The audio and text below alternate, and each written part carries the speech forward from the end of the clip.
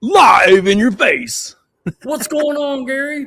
Oh, we're a minute late, right? I know we're going to hear about it from Goose. Who's counting? He's number one. Donna Newberry's watching. Number one. Oh, man. Well, good. That means they haven't frozen down there. Nah. Man, speaking of frozen, we're starting to get thawed out, to be honest with you. I was kind of running around in a sweatshirt today, feeling okay. Do you see the temps coming this week? Yeah, like some 40s-ish. Yeah, 40s, 50s. I seen some melting and thawing in my street. Oh, yeah. Today. Definitely. So definitely. The street's a mess. Like it's a sheet of ice, just junk, and it needs to go away. Yeah. Yep. There's Larry Hunt. Hey, peeps. Hello, Mr. Larry. What's going on? There we go. Jim Lauer says you're late. 1 minute. We had a good conversation going with Russell and James Foreman. Come on now. That's right. That's right. Let that go. Goose has been patiently waiting. Goose isn't patient about anything, right? Yeah, he probably been waiting since about 5:30, 5:15. On Wednesday. Right. I talked to him yesterday heading to the banquet. You know what I mean? We may have to hit that banquet next year, Gary. Oh, wow. The Ozark Raceway banquet? Yeah. Yep. Hey, there's Ryan Sumner. What's going on, fellas? Hey, Ryan, what's up? Oh, man, the Nova looks great. You guys are doing a lot of good stuff over there at Fabstar. Another super awesome hot rod in the works that man. will hit the track sooner or later. Yeah, Ryan. And later. That's right, man. I'm ready for the cold weather to go away. I'm ready too. I think you said it best. Once it snows, let's just move into spring. Let's go. Yeah, let's go. Yeah. Groundhog Day tomorrow. Let's just start. Let's go. Let's get this going. Yeah. Oh, you know what? Yes. I think I say this every year, but the Daytona 500 is coming, and you know what is after that? Spring. When Daytona 500 hits the channel, the TVs, man, that means spring is around the corner. Well, we got 2 back-to-back events coming up, right? We got Ducks Race and then the World Series of Pro Mods right behind it. Yep. Yeah, the other Florida race. Yeah, Bradenton. Man, I don't even have that date. I don't know when it's like, isn't Ducks like Valentine's Day weekend-ish, right? It's just a couple weeks. Yeah, I think so. Is it probably that week of Valentine's Day? Maybe. I was thinking it was the 21st weekend and then the 28th weekend. Whoa, Gary, what happened? I don't know. Your little camera acted up, buddy. I see that. Can you hear me? Yeah, I hear you great. You're still on, but you know what it's doing. It buzzed up again. I didn't touch anything. There you go. You're back on now. I'm robot choppy. See that? You are. Yeah, you are a little choppy. Daggone it, that camera. Oh, weird. Is that Tony Phillips? I didn't even touch anything. Is my talking smooth or is my talking choppy too? Oh, your talking's great. I hear you. Great. No problem. All right. Nobody needs to look at me then. Yeah, you're a little robot-y, but your talking's fine. Okay. Alan Watts chimed in. Alan Watts says, Wampin Watts Racing says, what's up, bad boys? What's up, Mr. Alan Watts? Heck yeah. Nice. Ryan says, thanks. Kenneth is killing it. He is killing it. Right. Nice build. His finances, not so much. Not killing it. He's working Saturday, Sunday to get it done, right? Oh, Mr. Bad News Debbie Downer Larry says, stay tuned mid-February, big snow event in the Midwest. You heard it here first. Oh, you can have it. Yeah. Oh, man. No thanks, Larry. No thanks. Goose chewed my butt last night talking about 2 inches of snow that fell upside down from Wichita that made it down to Missouri. That's all I heard about. Yeah, there's Tony Phillips. What's up, fellas? Yeah. Jason Golden. Good evening, guys. Hey, Jason. What's up, Jason? Jason, I cannot wait to see your new Mustang. I know, right? A little Eleanor action. Woo, man, that's a good looking body. Can't wait to see that car done. I know it. Oh, Debbie says Larry is right. Oh, about the snowstorm?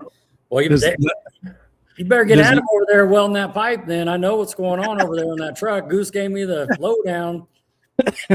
Got another one coming out of the Foreman camp. Does Larry have a secret hidden talent of weather forecasting that we don't know about? Apparently, if you're a meteorologist, all you got to do is call your shot anymore. You don't have to be right.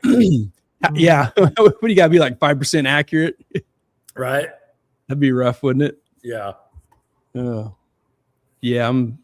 I'd be good if there's no more snow. It might be warmer here than in the southeast part of the United States, Florida and Georgia. Yeah. You see there in Gainesville, them guys down there at Sick Week talking about how cold it was down there, scraping, ice off the windows. Yeah. I saw Matt Moore there. I shared a couple things there. They said they wasn't pulling the car or themselves out of the trailer today. It was only 40. Woo, man. That's pretty chilly at the racetrack. Larry says, yes, I do. He has a weatherman talent. All right. Well, we'll see. We'll see. He also got an interesting video out there. Did you happen to check that out? Well, he should do a weatherman video like that too. I know. He did a couple of videos. Midwest. One from Ozark and the podcast. About, a green John Deere and some 700-pound doors. Yeah. That's hilarious. That was awesome, man. That was awesome. I should have. Then I forgot all about it. I should have captured that. I was wondering if you were going to grab that. You know, I was busy today. We didn't have our pre-meeting. And I forgot all about it. Do what I was doing to talk through this, but that's okay. Oh my God. Goose says you guys don't look like the video Larry showed me. See? Yeah. Oh my goodness. Yeah. Zach West, not hard to be a weatherman. They don't know what's going on. That's exactly right. Well, they missed our forecast by What'd a little they say? bit. I'm serious. What'd they say? Like somewhere between 5 and 18 inches is what they told us on that Saturday, wasn't it? Yeah, like 8 to 12 or something like that. And I think we got 6.9. I know. It was just so at the airport. What a gap, Aviation, we're in tolerances, plus or minus 5,000. It's not like somewhere between foot half. Yeah, when I weld aircraft parts, if I was only accurate, a couple 2 or 3% of the time, I wouldn't. Yeah, I wouldn't have a job. Right. See you later. Yeah, you need to go push carts at Walmart. No loser. Kidding. No kidding. Man, I'm excited. We got a James Foreman coming on tonight, man. Debut his little new ride. Talk about his up and coming. Start as the oldest junior dragster on the planet. Remember that? Yeah. What was it like? He every year he was 13 or something every year, something like that. Every year, he got appeared as a grown man or something. I don't know. He looked like he's 27. He'll remember that. He'll have to tell us that. He'll remember. That. Then go ahead. Troy says, I sent you a picture of how much North Wichita got. We got double. He's way up in North Wichita. Yeah. He's almost to Nebraska. That's where it really snowed. Yeah, that's right. Yeah. Oh, man. Yep. So, this little gap of space behind me? I see your gap. I think realistically, maybe in a couple of weeks, I'll get that phone call. Hopefully it warms up. But painter guy, he's almost done. Are you serious? Yeah, he was shooting for the 1st of February, but the weather we had a week ago held him up about a week, put him behind. Sure. So, he's working on it. He's trying to get her done. I'm sure he's tired of looking at it. He can only stare at a red car so long before he gets old. So he's ready. Isn't he? Huh? He's wiping on it, isn't he? Yeah, he's ready to kick it out. Think so? Again. I got your camera's acting up again. Yeah. Well, dang. Let me unplug it and plug it back in. You know what they say to do? Clayton says, was still long enough plowing in it. Yep. I'm back. There it is. Larry Hunt says, getting the lawnmower back from yearly service, soon to be back on the background, Gary. Man, it is It's right there, Larry. I've got a black lawnmower now. The red one died. It's right there. It's a cool lawnmower. My wife likes it. And then my scooter is right over there too. It's right behind it over there. But your garage is clean, man. My what? Your garage. I know. I like the room. I know when I get the car here, I'm going to lose all my spare room. I saw you doing your video with the tires too. Hey, did you catch that text I just sent you? I did. Yes. Okay. Yep. Yeah, I got my tires. They're stacked up. Oh, they're right there, ready to go. When Brad calls and says, "Come get it," I'm going to take my new wheels so we can bolt them on the car before we shove it in the trailer. And I got my my ground winch to pull it in the garage. I've got the battery charger on it so that the battery is good. Nice. Because I'm gonna have to pull it in. There's no way it's gonna get in here other than that. I'm excited to see that because I know you built that all up there, you know, on that bench coming in, and then also the one to get the motor out of the truck too. You're just all gathered up over there, man. Yeah, I got a cool YouTube video with this installing this crane in the ceiling that I started back in May. And I'm just waiting to get the engine back to finish that darn video. So that's all right. It'll be cool. Yep. It'll be cool. It's going to be great. I told you I think it's line up at the same time. I think it'll be pretty close. I haven't talked to Mark for a little bit, but I'm just going to leave him alone. He knows the things he has to get round up so he can strap that thing on the dyno and give it a few pulls and, make sure it's good and healthy before he sends it home. So we're close, man. Then I got to go to work. I got work. I know. If I remember how to put it together, Yeah. I hope I took enough pictures. Yeah. You're going to use AI. I have to read the instructions. Dang. Yeah. Yep. Well, should we kick this off and give our partners a shout out real quick? Let's give there we go. Let's give a shout out to these awesome partners that are with us in 2026 racing season.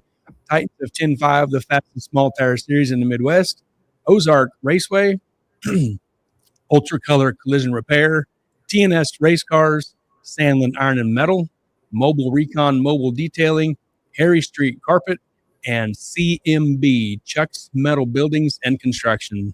Thank you so much for these awesome partners jumped on board with us to have a good time in 2026. Nice. Yes. So who's our shout out this week? Oh, hang on. Zach West says you're going to be ready for 2026, Gary, at some point. No, it won't be early. I'm just thinking realistic.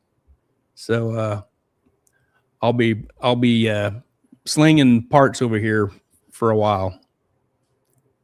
So, yep. Okay, Rod, what was your question? I interrupted you.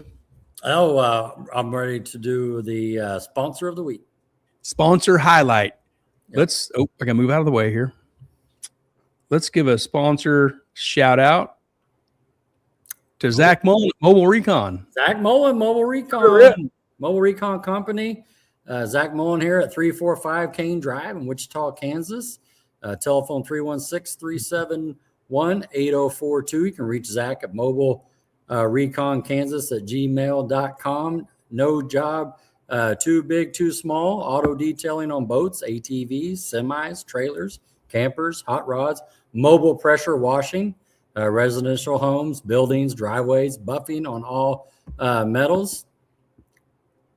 Full exterior wash, professional machine polish, long-lasting protective coating, quick and easy service. So you want something detailed, reach out to Zach Mullen there, and he'll get you set up. Personal experience myself on my trailer. Both trailers actually got washed up for me. Zach, dropped it off, picked it up in a couple of days later, and I know, Gary, I know that you had your truck detailed there as well. Yep. A couple of trucks, my dad's truck and my truck. He polished up some RC Components wheels that I had that I was to put out and clean up for sale. And man, he will put a spit shine on anything. There you go. Beat the winter sludge, ceramic coating scheduled today. Salt, slush, grime. Winter is a brutal on your paint. Ceramic coating is now your fight back. www.mobilereconkansas.com. Call today 316-371-8042. Shout out to Zach Mullen. Thank you, Zach. Mobile Recon. Awesome. Thanks, Zach. All right. Good shout out. Yep. What's this question about Barry? What's Zach West saying? 2026, Gary? What's going on? Well, Zach says you're going to be ready for 2026, and I think so. And yeah, Barry says 2027. Oh, what's that about? Man. Heck yeah. I might get it together and break it again by 2027. Oh yeah.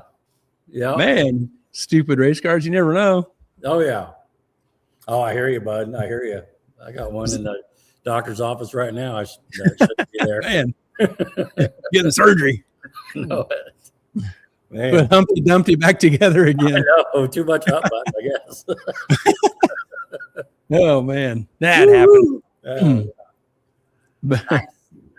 Yeah. Oh, look at there, Zach, right there. He's watching. Yep. Zach says, "Thanks, boys." Oh man, thank you, Zach. Thank you. Yeah. I caught Zach one time on Facebook. He was at 81 Speedway washing the bleachers. You know what I mean? Nothing he can't do, boy. Man, that's right. He's a worker. No kidding. Hard worker.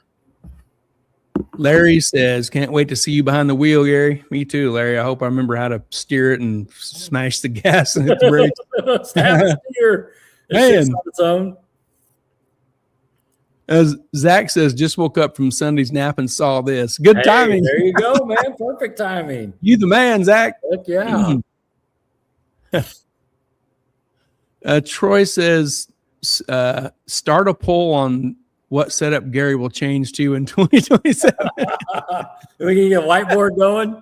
Man, maybe if I want to win, I'll get me a small block Ford, right? Oh, man. I like that. That sounds pretty good. Speaking of horsepower, we need to throw our little group chat together and see how many horsepowers you're going to have here in a couple of weeks when you put that thing on the dyno. I know it's naturally aspirated, just a little single carb, and but it's still going to make good power there. Yeah. So. Yep. Yeah, it'll make okay power for no boosties. Yeah. Zach says, "I love my 81 Speedway. We are building a enduro car." Oh, there you go. Oh, cool. Go out there and roll around with them. Right on. Nice. Yeah. Any other items before we bring in James Foreman? Just one more reminder here. There we go. In a few weeks, let's reminder of this from Mel Hamilton Racing. It's coming up real soon. The biggest racing preseason event in Kansas is coming back on Saturday, February 21st. Make plans to attend the Mel Hamilton Racing Open House, February 21st, 9 a.m. to 4 p.m. Huge deals, huge deals on all racing parts and accessories. Manufacturer reps will be there, vendors, free lunch, and more, only at Mel Hamilton. And everybody watching this, you know where Mel Hamilton is. It's right down there. Big corner. It's right down there at the big corner. So nice. That's always a good time. It is. First. Nice. And we got something else with this. Let's hear it. So what are we going to do to prepare for that the week before? Yes. So let's talk about that real quick. So today is the 1st, right? Yep. Next week is Super Bowl. Super Bowl. So we're taking a break then. No show. Then we're coming back the following week, which will be the 15th, right? Yep. Looking at my 2026 Tides of 10-5 calendar. And so we're bringing on Phil Ballman and Phil, general manager at Mel Hamilton Ford, to talk about the big preseason event, the open house. It's going to be a great time. Yep. We had them on last year for the show. It was a fun show. Them guys are great. And I think they really enjoy talking about it too, ahead of the show, talking about what's going to go on. It's always a good time talking with them guys. Cool to see what kind of cars they bring in and what kind of sales they got going on, Pro Chargers there, Aeromotive, and just all that good stuff. A little mixture, roundy round vehicles, straight line vehicles, motorcycles, off road. I mean, they have the razors, a little bit of everything. So plus it's a free lunch. You know what I mean? It's a free lunch, man. It's a free lunch, and according to the weatherman Larry Hunt, that's about what time it's going to snow again. Oh man. Well, maybe they'll get snowed in here, right? Maybe. They'll get trapped in Wichita. Yeah. That's going to be a good time, man. It's always, and it goes by so fast through that 9 to 4. Have lunch. Yeah. Those giveaways, raffles. Yep. Lots of people to talk to. Oh, yeah. It's always a bench racing session always breaks out. You know what I mean? Larry here, he says, we will have all the Titans flyers on hand at the open house to hand out. Looking forward to seeing everyone. Nice. Cool. Yes, Larry, sir. if you was really cool, you'd bring me some deer sticks. If you got a deer, but actually we need to send him a little list from Bucky's. Oh man. Yeah. And we'll do that, Larry. Speaking of Larry Hunt and deer, true story. I'm rolling into work on Friday, right? 55th and Hoover. I roll up, go across this little railroad tracks, and there's this next thing you go by is this creek. So I kind of slow down, go across the bridge.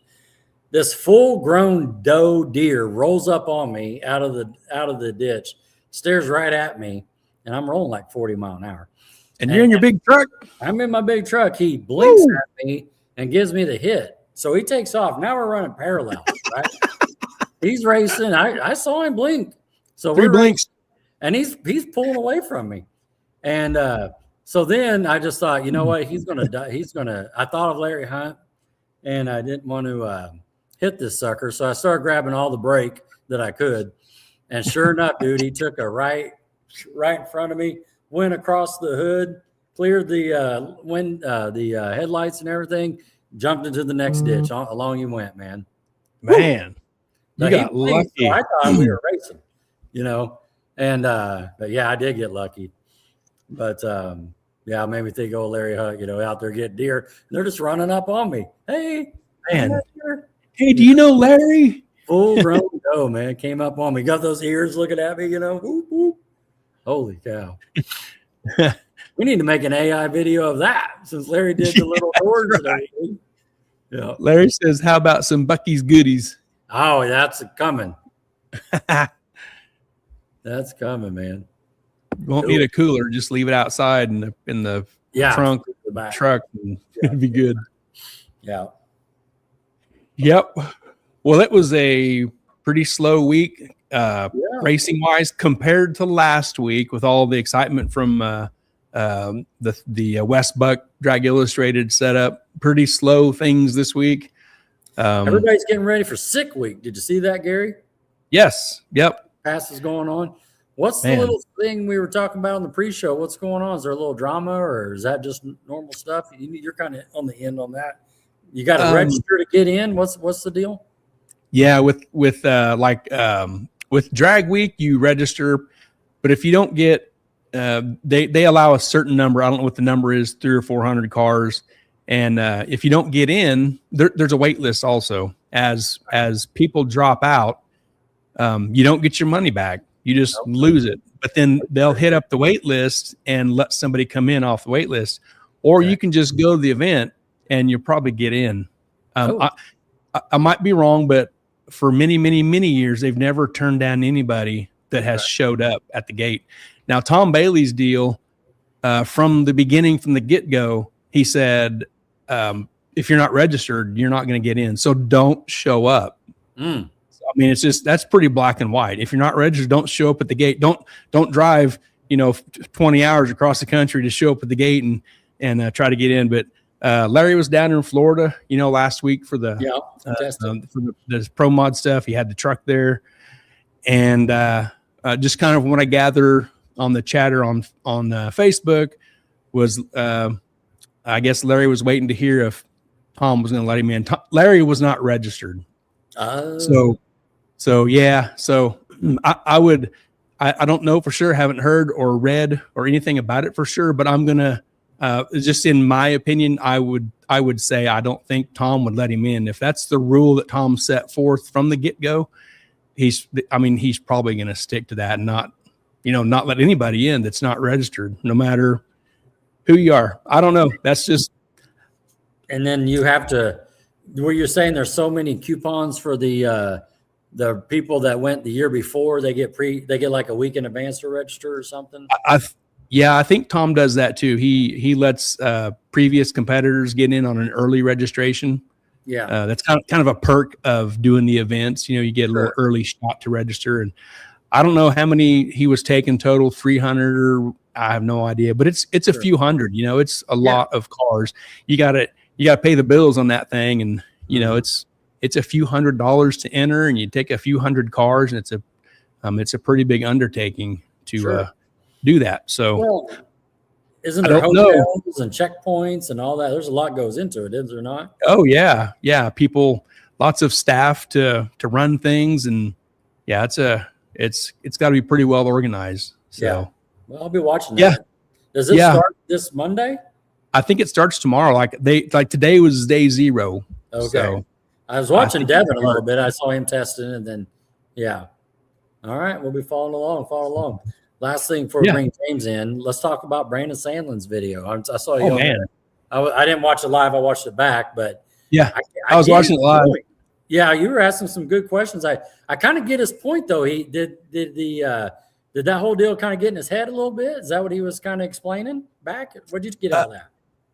Yeah, on the where he didn't come up to the whatchamacallit, runner up and get pictures and all that kind of stuff. He was kind of he was a little upset, but he just let everything kind of get to him. And well, and it started off with the split, right?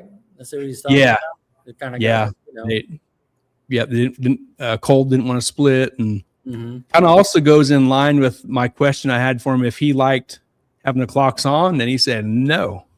So it made sense. It made sense how he explained it and why he doesn't like the clocks on, where he's a little bit slower, and Cole could see that, and Cole didn't want to split. No, that was good. It was a good little interview there, a good little live feed. So I'm going to talk through that a little bit. We'll see. I think it's going that way though, don't you? The whole clocks on thing. I do. It's if we could get the 5:30 stuff to turn the clocks on. My little pea brain still can't wrap that up. Boy, there's something there though. It seems to attract all of the cars there, doesn't it? Golly. Yeah. Big. Yeah, it looks like you get any kind of car, this something, a pretty heavy duty, really fast car, and they'll detune that thing to go 5:30 racing. And it's really cool. There you go. Yep. Get in where you fit in. I think that's right. James Foreman's going to go Little Titans racing with this little bullet getting ready to bring in, don't you think? Isn't that what he think said? so. Sure. It's too much for a little limited. It's too much. It's you get lead trophies. Cool. Hey, Goose has an idea. What about hanging a deer in the back of your trailer? Hey, at least it's not a pig. Yeah, well, then get some jerky, Oh my goodness, you won't give it up. I want some jerky. Yeah. Cool. Did you get something? About something. I'm going to read this to myself real quick. I got somebody, Travis Kurt sent me a deal from Larson. Okay. We got some inside information going there. Well, I was talking to old Goose, Gary, and apparently they got a certified welder going over to the Foreman's camp to work on the truck. He's been Adam's been putting in some work on at nights and stuff, and getting that thing going. So the Foreman's are going to have 3 vehicles in their camp. They're going to have of course Outlaw, and then they'll have Outlaw 8.5, and then I'm not sure what Debbie's going to do. If she's going to do Little Titans or no box, I don't know. We'll see. Maybe she'll do Outlaw. Who knows? Man. But to race 3 vehicles, come on. That's right there. Holy smokes. Woo. Well, there'll be some good times and fun racing out of the Foreman camp for sure. Oh man, always. Very good. Did you learn something new, or was that a little side thing? No, it was a post on the Larry deal, and it sounds like Larry was kind of in, and then to come down to it, Larry's not in. Oh man, he had just trying to throw him, and then he's out. I was just trying to skim through it real quick and not take much time, but I was imagining Larry say this in his voice, and it wouldn't sound like he was very happy. So, well, you knew he was testing last week too, so it's interesting. I don't know if maybe you registered way back in December or something. I don't know. Yeah. I'm not in that lane to know anything, but I get the point of registering. I guess so you can get some sort of count. That's the rule. I can read this if we want to get the real scoop here. I skimmed across it. It's up to you. It's up to you. Because so this was from Larson Race Cars. He says, just to clear this up for all the internet Einsteins that think I just showed up out of the blue planning on getting in, you would be dead wrong. I would not have made trips 80 hours of driving and 5,000 miles of fuel if I hadn't been told there would be a spot. Oh, interesting. That's a good point, though. That's right. I mean, here is a picture, and I don't have this picture. Here's a picture of me asking Tom at PRI if I was ready to run at Sick Week if there would be a spot available. Note, there was someone sitting next to him that heard this conversation. After a long hesitation, he said yes, so I proceeded to finish things up, dyno it, make a trip back home from Florida after the snowbirds to pick it up and bring it down to test at U.S. Streets last week.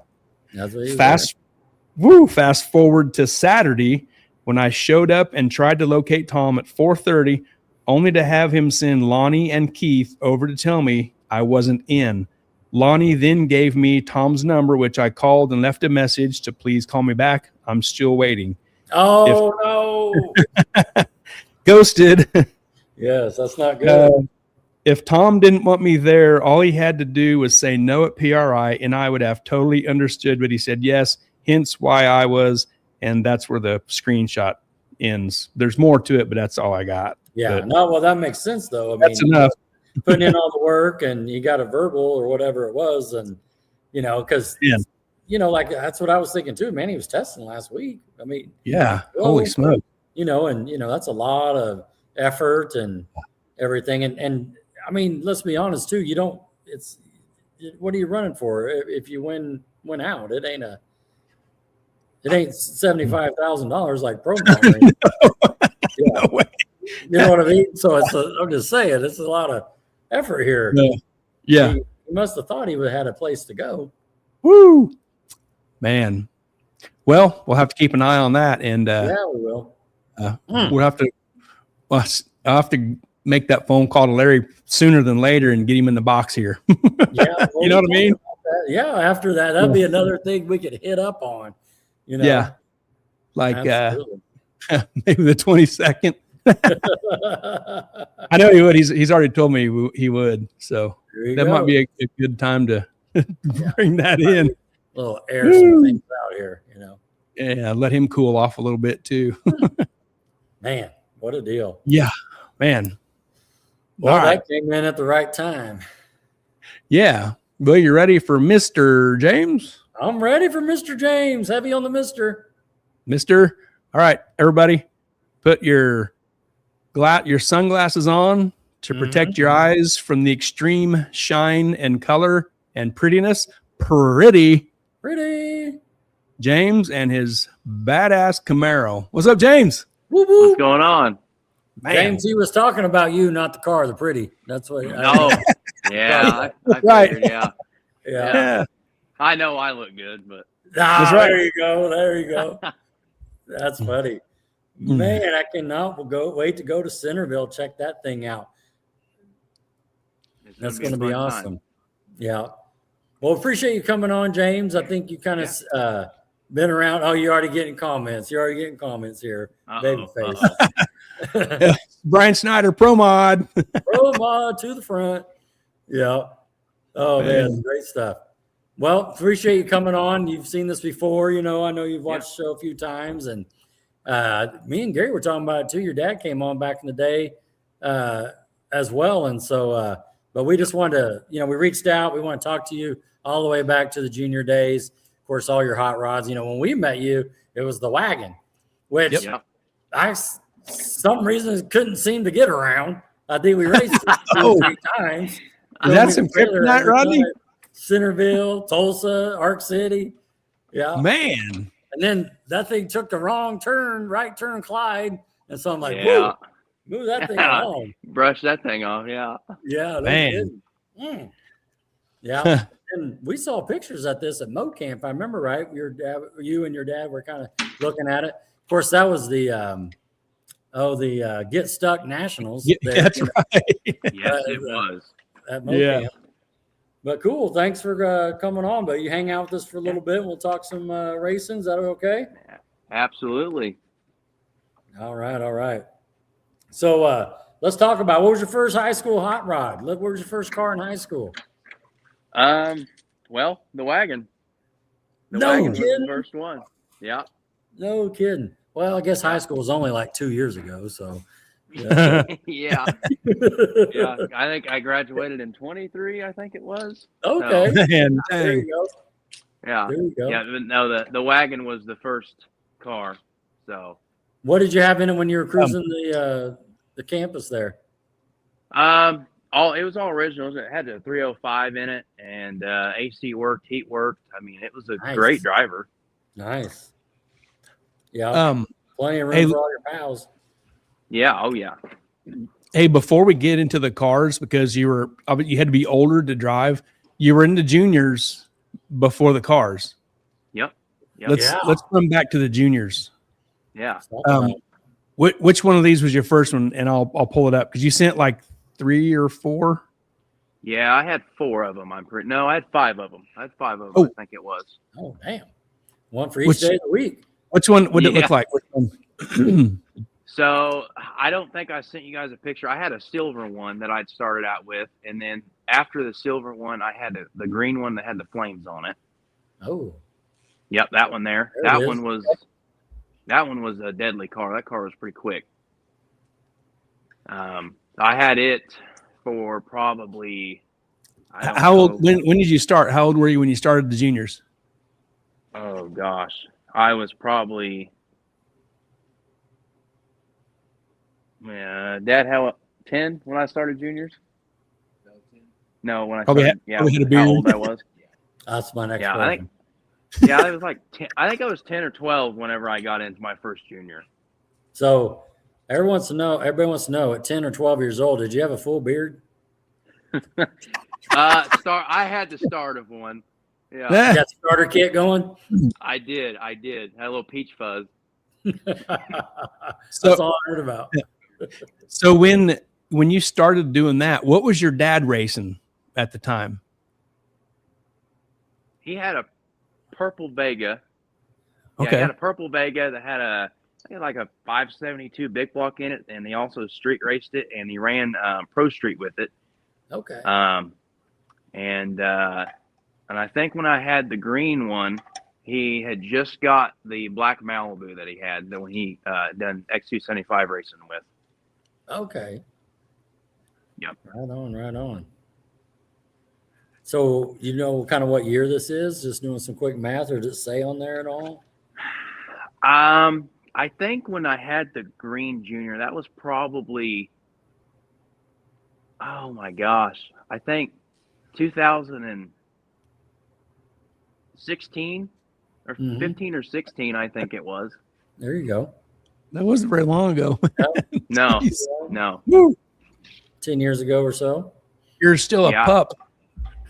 Yeah. Oh yeah. So what'd you think first time in these cars and going down and getting those wind lights? Well, the green one, when I got in it, that car, we got that car from somewhere in Tennessee. And when we got the car, it had the not the Predator on it, but the all billet motor on it. And that thing ran, I think the fastest pass I ran with that car was a 7 740 or a 730, I think it was. Okay. And I got yelled at because you weren't supposed to be going that fast in a junior at that age. So we ended up having to, I think we ended up slowing it down to like 790s. So that green car was probably the fastest one that I had. Yeah. No, that's great. Did you go some rounds and do some winning? I did. So that car I won, let's see here. I think I won a race at Mocan with it, and I think I may have won a championship at Ozark with it. Nice. So that car would go rounds. It was a really good car. Nice. Very cool. How long did you race this car for? I think I was in that car for probably 2 years before I outgrew it. Okay. Yeah. You and the full beard couldn't get in there anymore? Is that what was going on? No, we tried shoving me in there, but I couldn't fit no more. It was tight. Very tight. Yeah, to get a bigger car. Yep. What'd you get next? What color was it? So I got a white one that was it was a Mike Boss chassis, which he builds big dragsters and stuff. That one there. Nice. That one there was a little heavier and it wasn't as fast. I think it would run 8.0s, I would say. Okay. And I simply outgrew that one too. So I think I had it for a year. Oh man. And I don't think I ever won a race with that one. If I'm being honest, I don't think I ever did. What kind of motor was it in it? The same Predator billet deal or whatever? Yeah, it was the same Predator deal. It just, that car had a little bit bigger size tubing that it was built out of. Mm-hmm. And so it was a little bit on the heavy side. Very cool. And you grew out of it as well. I see a theme coming on here. Yeah. You're growing. So what color is the next one? Ooh, look at that. So this is my black one. This one here was definitely another good car. So this was a Mike Boss chassis car as well. It was a slide tube, so the chassis kind of had a spring to it, kind of like a top fuel car. And that car had a lot of room. I bet if I still had that car, I probably could still fit in it. It was a pretty good sized car. And I ran that. I think I won an Ironman trophy with that car. I won a championship. I won a bunch of races with that car. I definitely got a bunch of plaques from that car. It looks fast standing still there, man, for real. Yeah, it was a cool car. It had we had green underglow underneath of it just to look cool, and I think that car would run consistent 790s. Okay. So yeah, we got the one of the winter circles there from Ozark. Hey Rod. Yeah. Look who's in the other lane over there. I see that. Yeah, I Stanley. think that maybe. Yeah. Stanley. I was probably racing Adam in that picture. Okay. That makes sense. Yeah, that makes sense. Nice. Yeah, that's nice. Debbie says 2 Ironmans and IHRA. Oh. Yeah, I guess. Yeah. Yeah, collecting Wallies already, or collecting trophies already, excuse me. Right there. Yeah, there's the green glow. Yeah. Green light. Got the full team there. That's awesome. Yep. And that car had the wing on the rear, wing on the front. That white one I had, it even had a parachute on the back of it. Wow. So yeah, you can kind of see it there in the picture. Yeah. That is awesome. But the juniors and stuff, those were fun times. Definitely watching Dad and them run back and forth from running 275 and pushing me around, and it was a good time.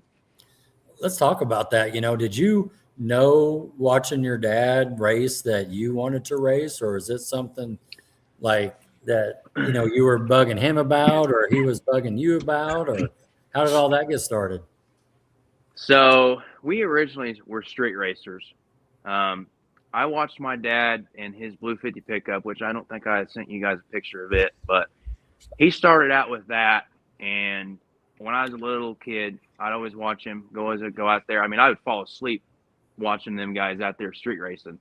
And so he would always give me a ride in the truck, and I just, kind of been around it. And so I started kind of catching the bug. And then we talked about getting me a junior. And then after that, the rest was history. I kind of, I don't think I ever looked back, or there wasn't a thought in my mind that I didn't want to do this. It was just a pretty much, let's just keep stepping forward and, progress.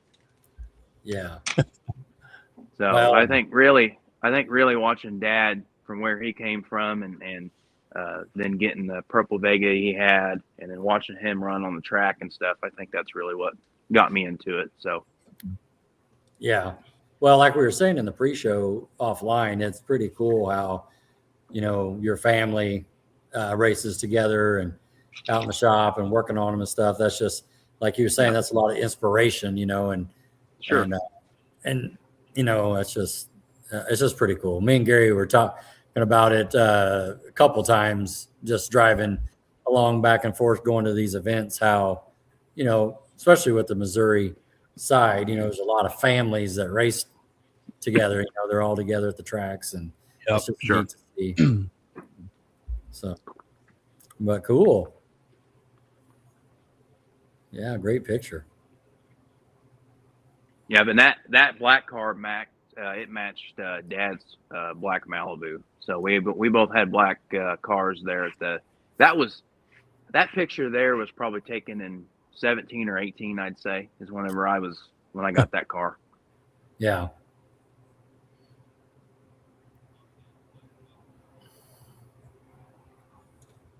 Yeah.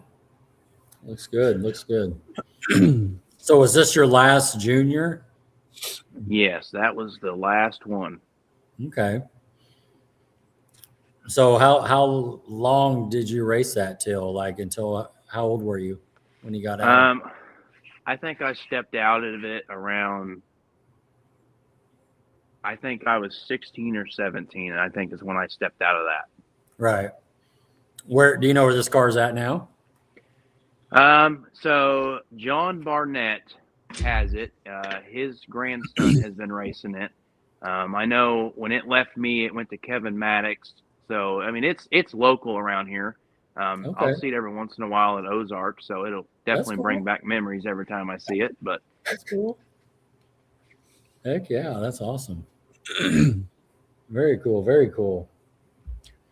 Gary, when we were coming up and out, the juniors wasn't a thing. It wasn't a thing. Yeah. Until they came on there. It's such a cool thing to have to come up. A lot of these great, talented drivers that are in big cars now, that's what they do. They start in the juniors, and they got the big. Yeah, that's good stuff. But cool. Any more junior pictures at Gary? Or are we ready to go into big cars? Or look at that. Yeah. Yeah. It's in a building somewhere.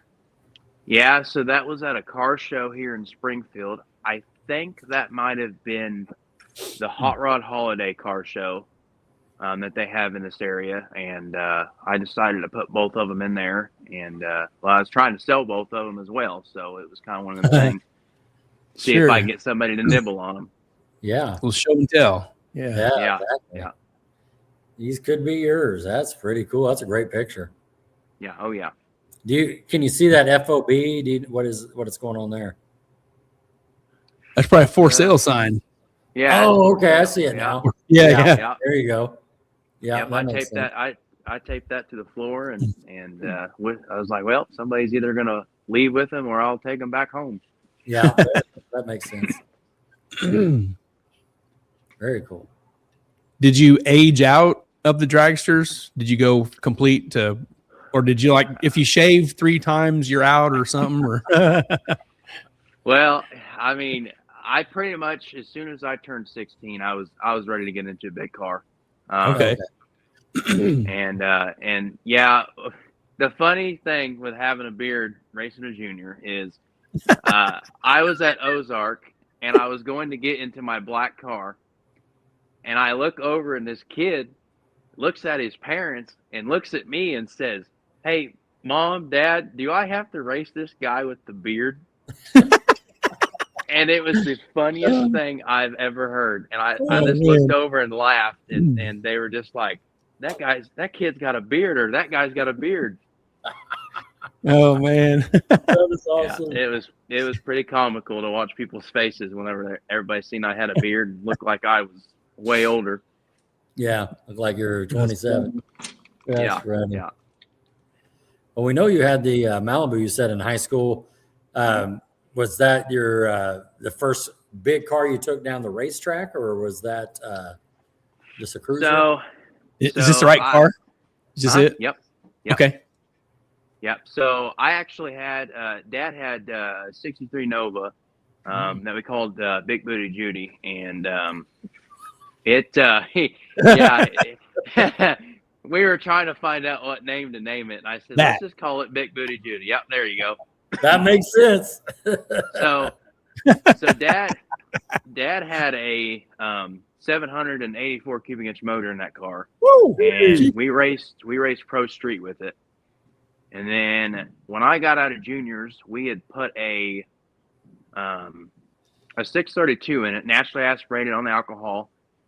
And my first pass, we were at MoCan. This was during COVID, and they had done a private test session, and it was just, I think, me and I think Dad had his car there when he got the Camaro. And I went up to make my first pass, and the car went out there, and it went a 540 off the trailer. Jeez. And my mom was upset. I had come back, and she had looked at my dad and said, "You better turn that thing down, or we're gonna have a problem." And I was like, I told Mom, I said, "I don't know. I just let go of the button," and I said it felt great, you know. So I mean, I went from running 790s to 540s right off the get go. There was no in between at all. Oh my goodness. And the next pass, I blew it up. I literally kicked the rods out of it. I windowed both sides of the block, and I even cracked both heads in half along with the block. Jeez. An NA motor? A naturally aspirated 632. Yep. Woo! You're good. And yeah, a little too good. When it blew up, it was on a good pass, and it blew up. I seen the left side of the wall, and I seen the right side of the wall, and before I knew what was happening, I threw it in neutral, and I pulled the chute to try to straighten it back out, and ended up straightening it out, pulled over. I got out of the car, and I happened to look back, and there was chunks of the block laying on the track. Dang, and I was like, I thought to myself, oh shoot, Dad's gonna be mad. And wow. I guess what ended up happening is we had a bearing failure. It was starving for oil, and it ended up locking up. And I mean, I think we had to hammer the camshaft out of it because, like I said, it had cracked the motor from where it hit all the way up, and then it even got the heads too. So the motor was jumped. I think the only thing we saved on it was the intake. That was it. Woo! Jeez. So then we went and bought, I think it was like a 620. And after that car would run 550s on the dot, and I bracket raced it for a while. I think I was in no box. And I won. They had a cash days deal that they were having on Friday nights at Ozark, and I won my first race in that. And then I don't know that I ever won anything else in it, but I had a good time in it. It was a fun car. I definitely miss it. Yeah. Where did this car go? So this car ended up going to a guy in Springfield, and he was street racing it. And then he sold it, and it went to a guy in Tennessee, and they were no prep racing the car. Okay. And funny story about this car is my parents were gone to vacation, and I was here with a couple of buddies, and they got me convinced that I needed to take it down the street. Sure. And I said, okay. I said, you don't have to twist my arm. So I took it down the road, and I trans braked this car, and this car never spun. It never done anything. And I would bet money if I had a draggy in that car, it would have run a 550 on the street. That car was, I mean, we no-prepped it when Dad had the big motor in it, and that car would work. That car was a very, very good no-prep car, good, bracket car. I mean, it was a great car. Very cool. Cool looking ride. Yeah, got some comments, Gary. Oh. Starting there with Debbie. Uh-oh. Oh, talking about blowing it up. She said, I freaked out. What's Larry saying? Larry says typical Foreman destruction. Parts of it was definitely destruction, I can tell you that. And Larry says me and James battled it out in no box. Yep. Yeah, we always could see who done the biggest burnout between the both of us. Very cool. Ba-dum. You know, it's funny rolling those numbers out. Yeah, 620, 784, all these huge numbers. This is crazy. Now you guys are over there in the nines. Yeah. Wow. Yeah. Yeah. Well, my red card's got a smaller motor in it. It's got a 587 in it. So we downsized a little bit. There you go. Yeah. Back to the regular people. All right.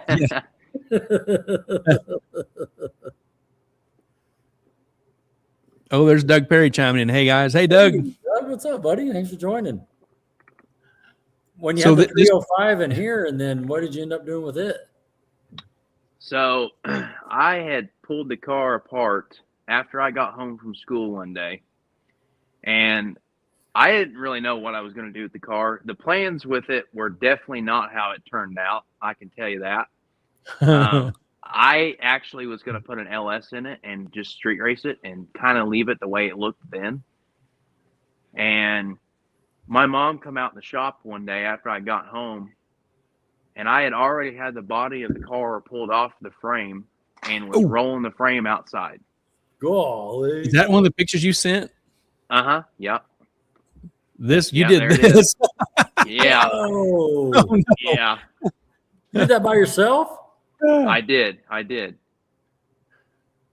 think it took me about an hour to 2 hours to do it. Wow. And then after that, you had a plan, a game plan? Yeah. I mean, it was kind of one of those things. Well, I need to work on the frame and paint it, make it look nice. And then Jason Brown had come to me and was like, "Hey, I seen you're building that car and stuff." He's like, "I got a small block that would go in that." And I was like, "Okay, what is it?" And he said, "Well, it's a 440 cubic inch small block on Nitrous that made like 1,000 on the motor." And I said, "There's no way." I said, "I'm gonna have to really build this car," and ended up buying the motor. And after that, the car pretty much turned into it was chromoly 25.5 cage. I mean, yeah. I done all the work to it. Dad helped me bend the bars and just get them tacked in place, and then I went from there. I think I was senior year in high school, and I think when I'd get home at like 3 or 4 o'clock, I'd work on that car till about 3 in the morning, and I'd go to bed, get up, go to school, and I repeated that for 6 months until I had that car done, running, ready to hit the track.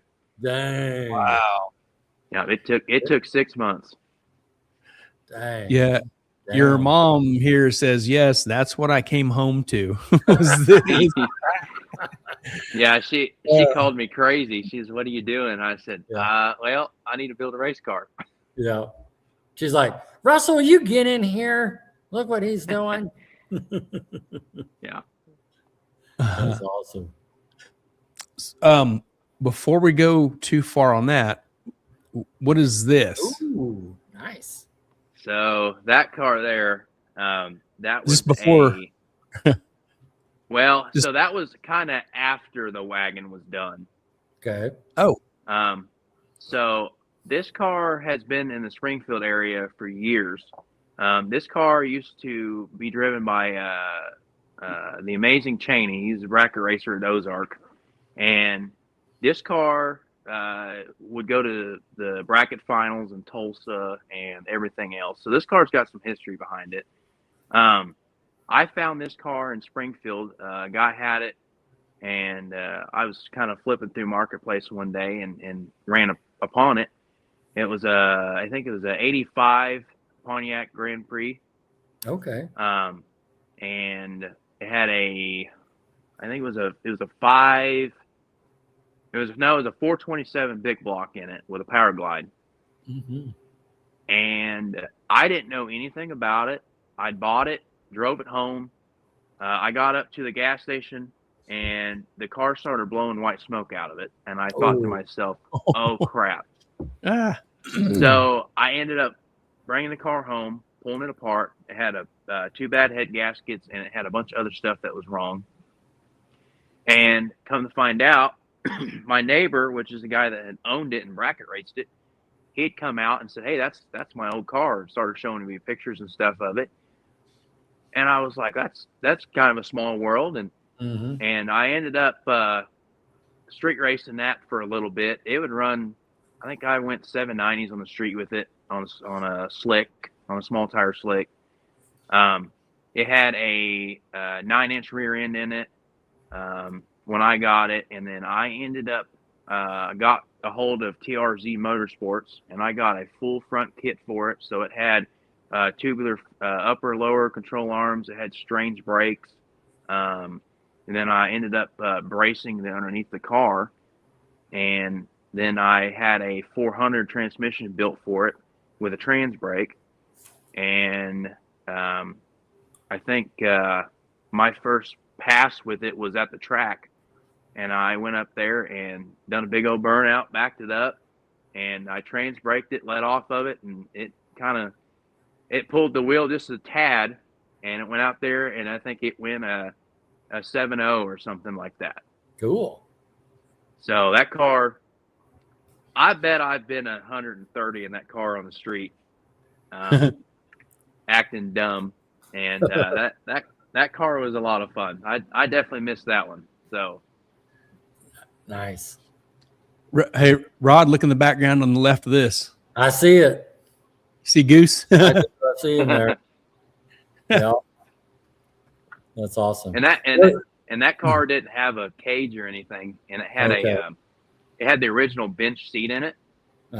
And that pass right there, I had just the helmet on, and I put my seatbelt on, and I took off, and that seat slowly, it just all the way down the track, slowly just kept. I thought it was gonna fold back, but it didn't. Man. So had it on auto recline. Yeah. Oh, that's great. Where's this car at? You know? It's still local. The guy that bought it put a blower on the big block, and so it had a big blower sticking out of the hood for a while. And then a buddy of mine bought it and ended up putting a turbo LS in it, which I thought ruined the car, but hey, whatever. To each their own. I really loved the big block. I mean, it was a good sounding car. Sure. So. Yep. No, Yeah. That's right. A lot of good memories. Definitely. Before we get back on the wagon, you sent a couple pictures of some older cars. Oh, look at that. What are these? Yeah. So the blue one was a 63, I think it was a 63, I think it was, Buick Skylark.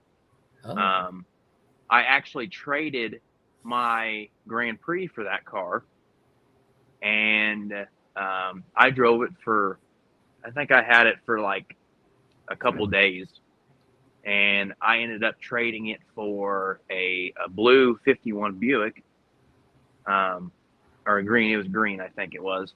And then the one next to it was my, it was a 60 Buick Electra. And that car right there, I bought that car out of St. Louis. So the original story in that car is it comes from Long Island, New York.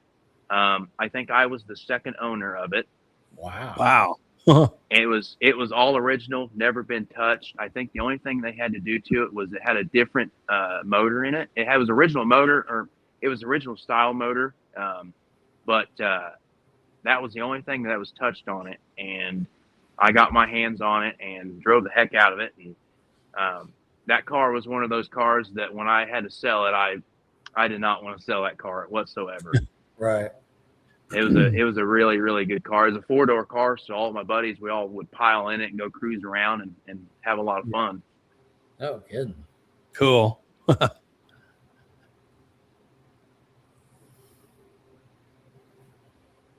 that the Buick? That car. Yep. Yep. That one was a pretty cool one.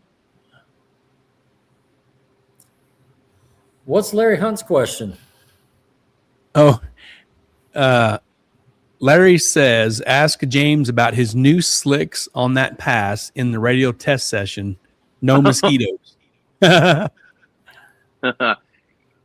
So they had prepped that side of the track, and I got told, hey, don't do a burnout past the starting line. And I said, okay. Well, it felt too good, and I took it all the way past the 60 foot. And I mean, this car, I had done a burnout on the street, and I had brought it back to the house. I let it set in the driveway for about 20 minutes, and I come out, and both back slicks were flat. They were done. They were not holding air. So, yeah, my parents' road here in front of the house is still got those black marks out there to today. So, yeah. Oh, man. So it might be a famous road because I think last year around March time in the Malibu, you did a nice little burnout Right. there. Is that the same place?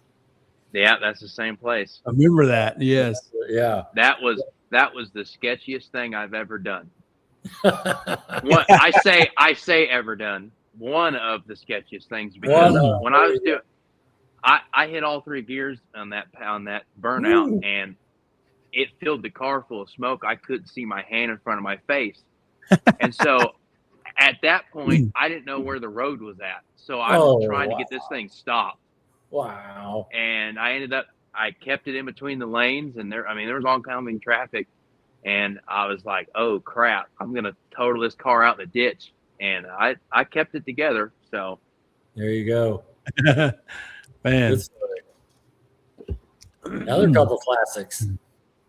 Yeah, so that's my 60 Electra, and then the other one was my 51 Buick. They're both 4-door cars. The 51 had the straight 8 in it. It was all original. I think that car I was the 3rd owner on. I can't remember. I think I got that car out of St. Louis area as well.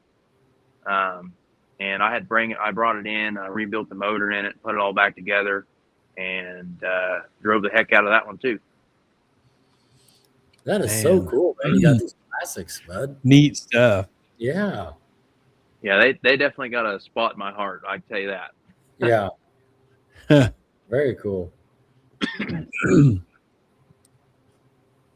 Back on the wagon. So this wagon, is this the wagon you turned into the race car then that we know of now? Uh-huh. Yep. Okay. And here's another one you sent. Is that the same car? So I felt bad after tearing my car apart, and I decided that I had bought. I've probably owned 5 of those wagons, I would say. Oh. So I had pulled my car apart, and then I went and bought a spare car for like the quarters and stuff, because you can't buy remanufactured quarters for them. You just can't find them. So I was like, you know what? In case something happens, I'll have a car for a backup. Well, I ended up trading that car. It was a parts car for this car. This car was all original. Some old lady had owned it and took care of it. And I went to, I think, Cincinnati, Ohio to pick it up. And it was, I think the snow we got now was about the time that I went to get it.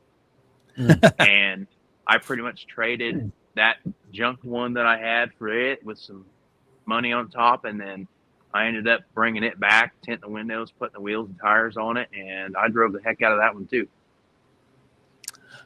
Cool. Wow. Looks good with wheels. Yeah, there's both of them together. Knew there was two of them involved, but didn't know the navigation of it. So that makes sense now. Yep. That makes sense. So take us through the build after this. You sent some pictures. Yeah. So after I got that all tore apart, I ended up taking the motor tranny out of it, pretty much down to bare frame. And then I had a company come out. I moved it out in the driveway and had them come out, and they sandblasted the frame. That way I had a fresh start. They got it all sandblasted. I brought it back in the shop, put on jack stands, and then I just started bracing away. I braced the frame rails on the side. They're open, so I braced them with a sheet of metal, and then I started just making all my bars and getting them all welded in. And then the back half of it, I put that Merlin Fab kit in it, which is that thing was awesome. I mean, you had so many adjustments for 4-link and stuff like that. I had all that put in, and then pretty much got the frame done, got the rear end in it, and then I made the frame with the body, and then started building the cage. Nice. Yeah, that rear end looks nice. Yeah, that was all TRZ stuff. So I mean, it was a fully equipped TRZ motorsports car. I mean, it had all that stuff in it, and strange brakes. I mean, it had definitely the best that you could buy for a Malibu under it. The welding side of all that, did you teach yourself, or did you learn it in high school and all that? Where'd you learn how to do that? Self-taught pretty much. Cool. I started out MIG welding when I was probably 10 or 11 when I started MIG welding. Awesome. And so I should have sent you guys pictures, but I used to build like these, I'd take these old bikes and I'd make them where they looked like a chopper and stuff like that. I just start welding stuff together. And so that's kind of also where I started getting into like the fabrication stuff and welding. Right. And then as far as TIG welding went, I think I started TIG welding when I was probably 14, I would say. Cool. And yeah, I kind of started learning it. It was definitely a learning curve, I will say that. But my first big project was the wagon, and it was a lot of welding, I'll say that. Yeah. A lot of practice. That's quite a project to take on. Yeah. And, doing it as you learn type of deal. That's man, it's so cool you did that. Yes. Yeah. It was definitely a challenge, but challenges are what I live for.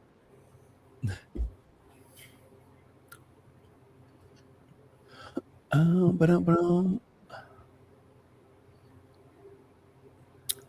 little more cage in there. Cage, getting the tubs ready. What was the hardest part about, the welding and the tubes and fitting all that stuff? What was the most challenging part to you? Probably getting to the top of the cage. That was the crappiest part, I will say. You didn't take the body out? No. So what I ended up doing is I separated the frame and the body before I mounted everything. I had bolted everything together, put all the bars where I needed to go, and then I ended up just raising the cab up a little bit just so I could get above everything.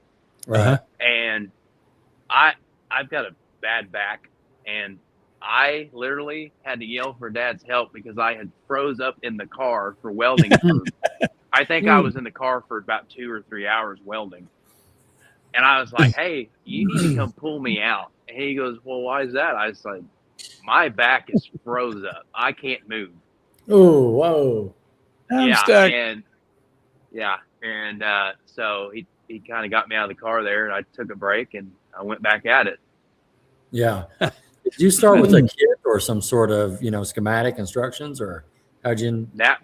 Me and Dad, that was a hand-built cage to fit that car. Okay, cool. I couldn't find a kit, and to be honest, the kits that I found, I don't like how they fit. So me and Dad, we went off of obviously the chassis book, so we knew what we wanted to get it certified, so it was legal for whatever we wanted. Sure. But we made our hoop, and then we started making everything else. And I mean, it was so tucked up in the car, you couldn't really see none of it. And that's what we wanted. We wanted to make sure that you couldn't really see it, and that it was all, that it all looked good. So. Awesome. That's so cool. You built that. It is, especially at such a young age. Yeah. Man. 15. Yeah. Nowadays, we just cut the roof off. That's how you get to the top. Yeah. Just cut the roof off. Shove it way up in there and cut the roof off.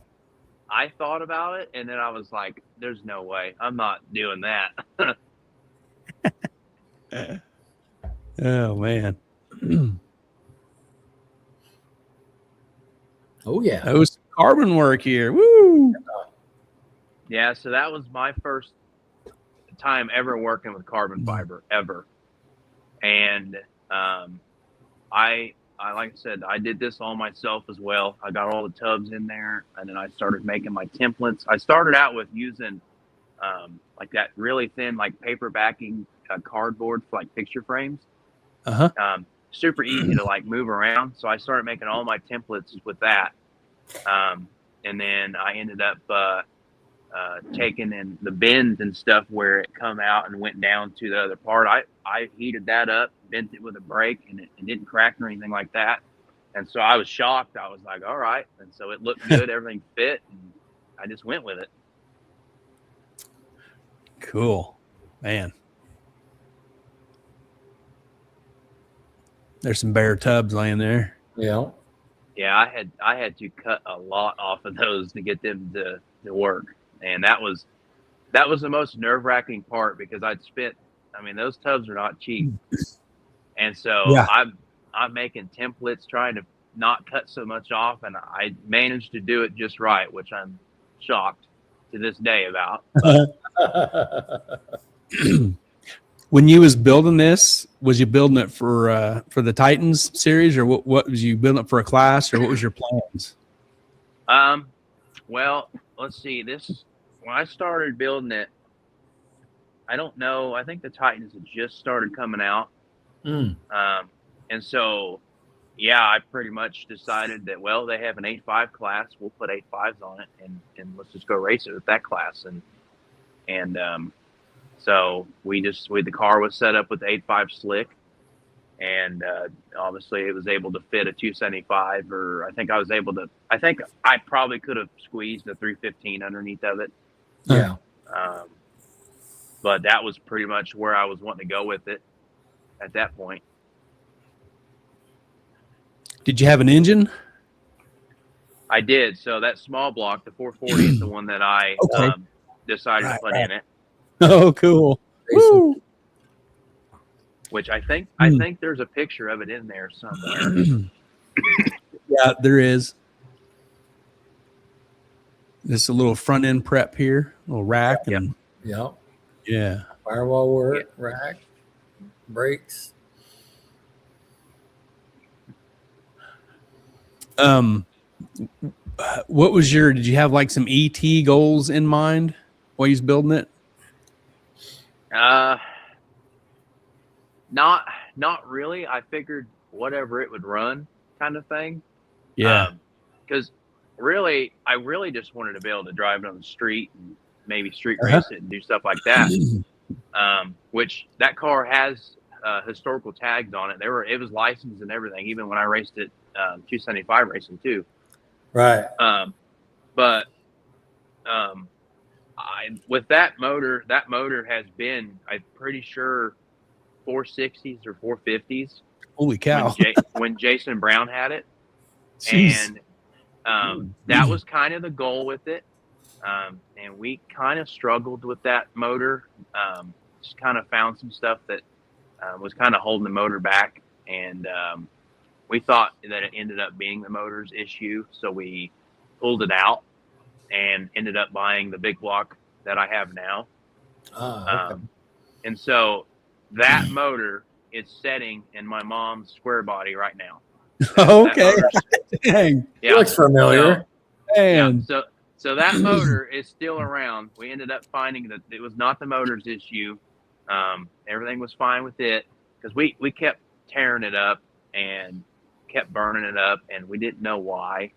And it ended up that my stock case 400 transmission was not holding up to it, because I had this transmission built for an LS, and not that power. I mean, that motor made 1,000 on the motor at like 8,500 RPMs, I think. Woo. And so that transmission was kind of holding it back, and we didn't really realize it. But yeah, so that motor's still around. It's in her square body, and I'm excited to see the potential with it, because I don't think we really ever. I think the fastest pass I ran with that motor was a 504 on an 8.5 slick at Tulsa, and we tried turning it up, and it started melting the pistons, and we didn't really know why. Yeah. Man. That's a stout piece. Oh, no kidding. Yeah. No kidding. Yeah, that's Ratchco Motors built that for Jason Brown.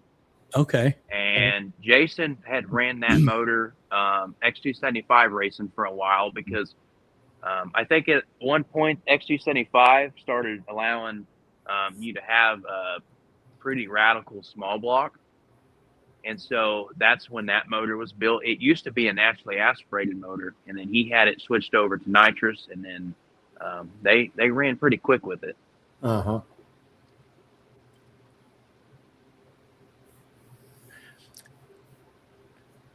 Did you build the headers, or did they come with it? No, I had to build the headers. Those were a pain in my butt. Good job, man. Looking back at it, I should have just ran them out the back of the fender and not in the front, because they sucked. Get to the spark plugs. Man. Yeah. Yeah, but that was my first time doing headers. Man, a lot of firsts. Yep. This is awesome.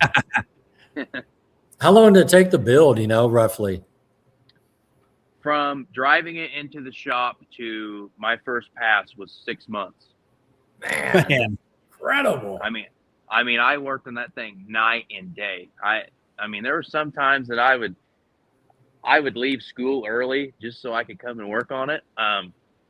And I actually had got a call. I was sitting in class one day. I got a call from a shipping company that my rear end and my housing and all the stuff for the rear of the car, shocks, everything, was on its way. And I was like, I got off the phone, and I kind of sneaked it in class, got off the phone, and I'm sitting there, and I start getting a little antsy, because I'm like, oh my gosh, I got these parts coming in. I can't wait to see them. So I had told the teacher that I was going to go to the bathroom. I grabbed my bag, threw everything in it, and I left. I didn't even say nothing. I left. And I come home, got everything off the truck, and my mom come out, and she's like, what are you doing home? I said, I couldn't help it. I said, I had to be here. So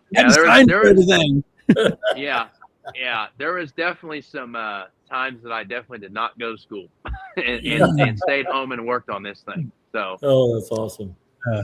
And this is the first time your parents are hearing of it, right? No, they knew about it. They were just like, whatever. As long as your grades are good. Yeah. As long as you can build something like that your first time, it's good. Hey, no kidding. Yeah. Yeah, really, man. What was it like the first night you fired it up in the garage there? that was definitely a night to remember. I will say that. Definitely, that's when I knew that all my hard work paid off, and I was pretty proud of it. I still am. Yeah, absolutely. Man, yeah. When was the time frame that you pulled this out and put the new big block in? When did that happen? I think in at least a year's time. I think it was. Oh man. Okay. Right on. Yeah.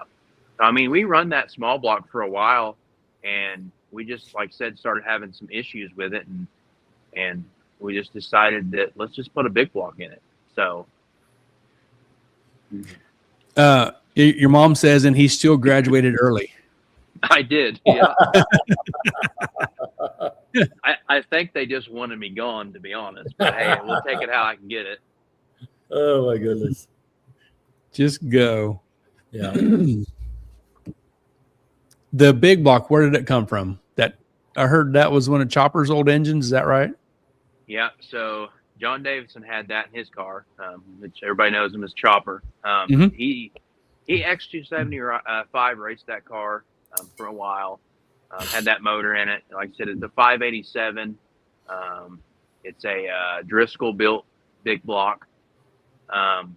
They went pretty fast with that motor, and that motor is an animal. I mean, that motor is when I first let go of the button on that motor, I was like, oh gosh, like this is from the small block to that, and I mean, it was a totally just different animal.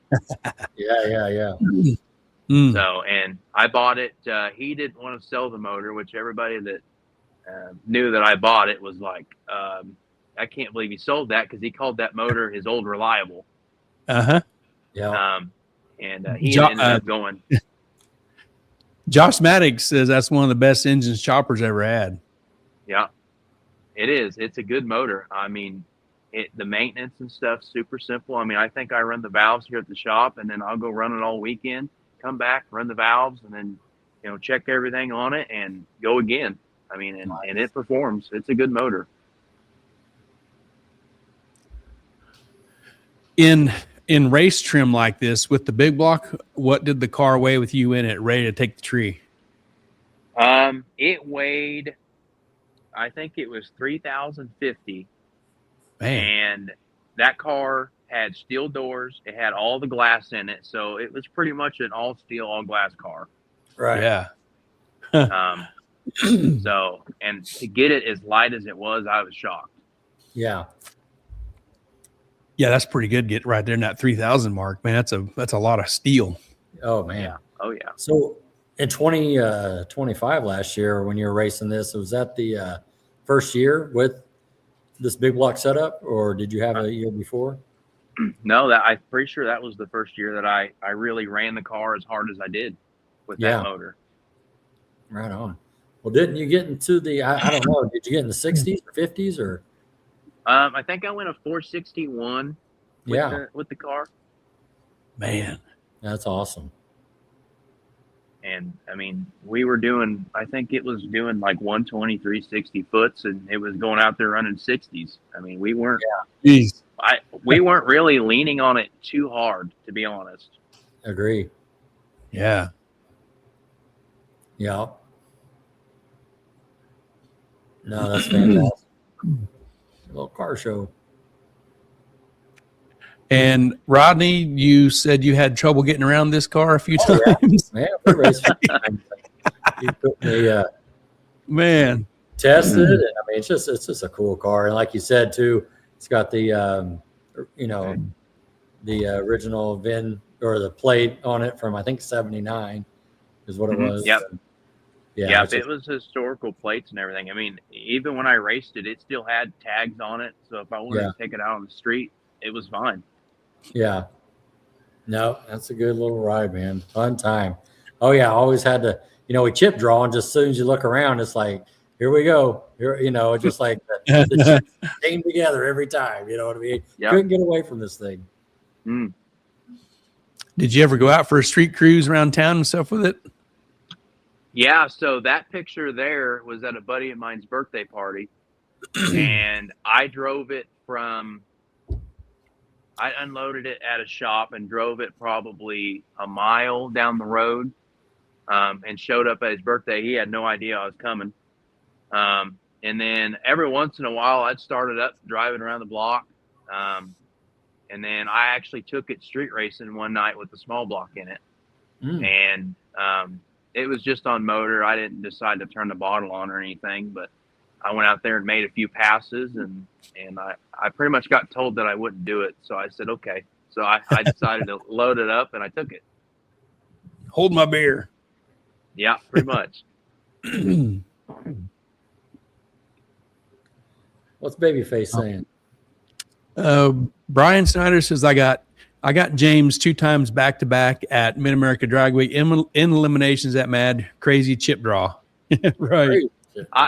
I mean, he did beat me once, but I got a video that says otherwise on the second round part.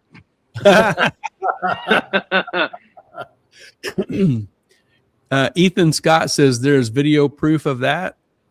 Probably the small block deal. Yeah. Yep. Of driving it down the street. Cool. The next few pictures I have is your new Camaro you have. Do you want to talk about the transition from the Malibu to the Camaro? Yeah. So obviously I crashed it in June of last year. That was the one of the I don't even know how to explain it. It was definitely a tearjerker to me. All weekend we kept fighting the car, and the car kept going into tire shake, and we couldn't figure out why. We done all kinds of things to try to stop it. And the pass that I crashed it, I had backed up, opened my bottle, and purged it once, and the purge stuck open. And I was sitting in there, and I shut the deal off, and I don't have a radio or anything, so I opened the door and was waving for somebody to come over. And Dad had opened the door, and I said, "Hey, this purge is stuck." And he goes, "Well, open it up and see what it says on the deal." And I said, "Okay." And so it was still setting at like 920, and I was like, shut the gauge, and I was like, I'm gonna put it in the beams. And I opened the deal back up, and it's just sitting there purging away, and I put it in the beams and let go of the brake. Car took off, and then it started tire shaking real hard. And so I lifted, and it had tire shook so hard. I've got one of those deals on my pedal that I can pull the throttle back if it gets stuck. My foot, the car rattled so hard that my foot went in and out on the gas. Man. And I was like, oh crap. And at that time, the car was already sideways, and just lost traction, and it went into that, what they call the radial slide on that glue. And next thing I know, I'm along for the ride. I got both feet on the brake pedal, trying to stop it, trying to steer it. And at that point, I mean, I think I hit the wall probably running, I'd say 100, 120. I mean, we were out there quite a ways. And it hit the wall, big fireball. I thought to myself, this thing's on fire. And I go to get out of the car, and I get caught up on the steering column. And so I end up flipping out on my back. And I look like an idiot on the track because I'd done a backflip pretty much on my back. And so I get out of the car, and at this point I'm hurting. I'm like, I'm hurting. Something's not right. And I turned around. I looked at the car, and I got mad. You know, I threw my helmet and kind of acted like a fool. And I was just really upset that I had done that to that car. And all that hard work I put in that car, all the memories. I mean, it was one of them things that I go out and look at the car every once in a while and kind of shed a tear. Because I'm kind of like, I'm sorry. You know, this wasn't supposed to, go this way. Right. And so we got the car back to the shop, and I had got all the front end stuff off of it. I started the motor, make sure it still ran just in case. And then I got it up on the lift, got to looking at it, and I had hit the wall so hard it broke the frame in half, and it was pretty much the rear end. The only thing holding the rear of the chassis in was the bars that I put up to the main hoop. Oh, and it had broke the frame right in front of the front tire, pretty much. And at that moment, I thought to myself, "Crap! Like this isn't good." And then the main hoop, it pushed it back an inch. Wow. At least. And so I took it to the frame shop and decided that I was going, "Hey, let's get this thing straightened if we can." And he called me and said, "Hey, this frame is pretty much diamond in the middle." And he said, "If I pull this frame out, it's going to, it'll weaken it, or you'll have some broke bars you'll have to fix." And that's when I made the tough decision I think it's time to let it go. Yeah. Yeah. So, and at that point, me and Dad talked, and I said, I don't know that I want to do this. I don't know that I want to continue racing. Honestly, I really thought about it because I was laid up for 3 months because my back was completely messed up. I was in and out of the doctors, and they couldn't really find a whole lot that was going on. But when I tensed up, my back and my muscles tensed up, and they stayed like that for 3 months straight. It was hell. It was hell. Wow. I mean, I was on the couch with a heating pad every day. I mean, I couldn't move. I'd have these back spasms. I mean, it was hell. Oh, dang. And at that point, I had enough time to think about everything. And I told Dad, I said, I don't know that I want to get back in it. Not that I was scared, because I was ready to get back in the car. After I wrecked it, I was ready. But I just kind of thought about everything, and we'd come together and decided, hey, let's try to find a car. And so I was like, okay, we'll see what's out there. And we looked at a couple of cars, and I didn't really like a couple of them, and some of the chassis and stuff on them weren't the best. And I was just, I guess, being picky, I guess I should say. Sure. James, was you looking for a specific, like a Camaro or anything specific, or just kind of whatever grabbed your eye at the time? I would say whatever grabbed my eye, because, I mean, that wagon was, I mean, everybody loved that car, and it was different. So I wanted something that was maybe different, that not a lot of cars were out there, kind of thing. I mean, everybody's got a Camaro. And so I looked for a 69, and I couldn't find one. And I was like, okay. And I looked at it was an 83 I looked at, and I didn't really like it. It was a torque arm car. It just wasn't I didn't like the torque arm setup. And then I'm scrolling through Facebook one day, and I ended up finding this car.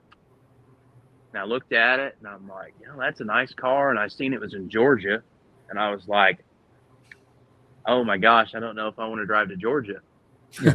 And I showed Dad, and he goes, another maroon car?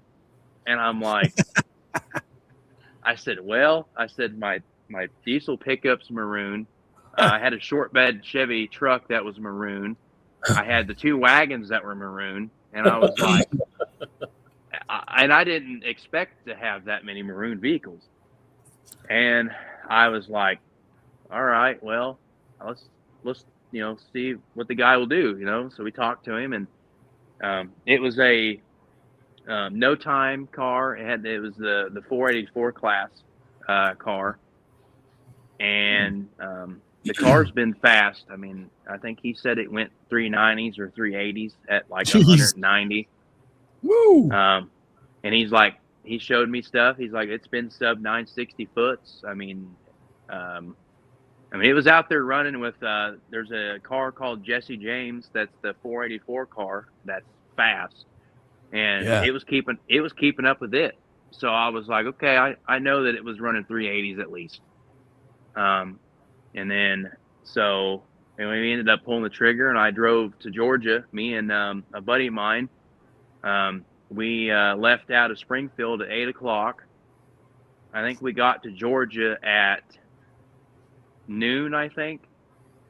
we loaded the car up and drove straight back through the night and got home I think we got home the next day at, I think, around 8 o'clock or 9.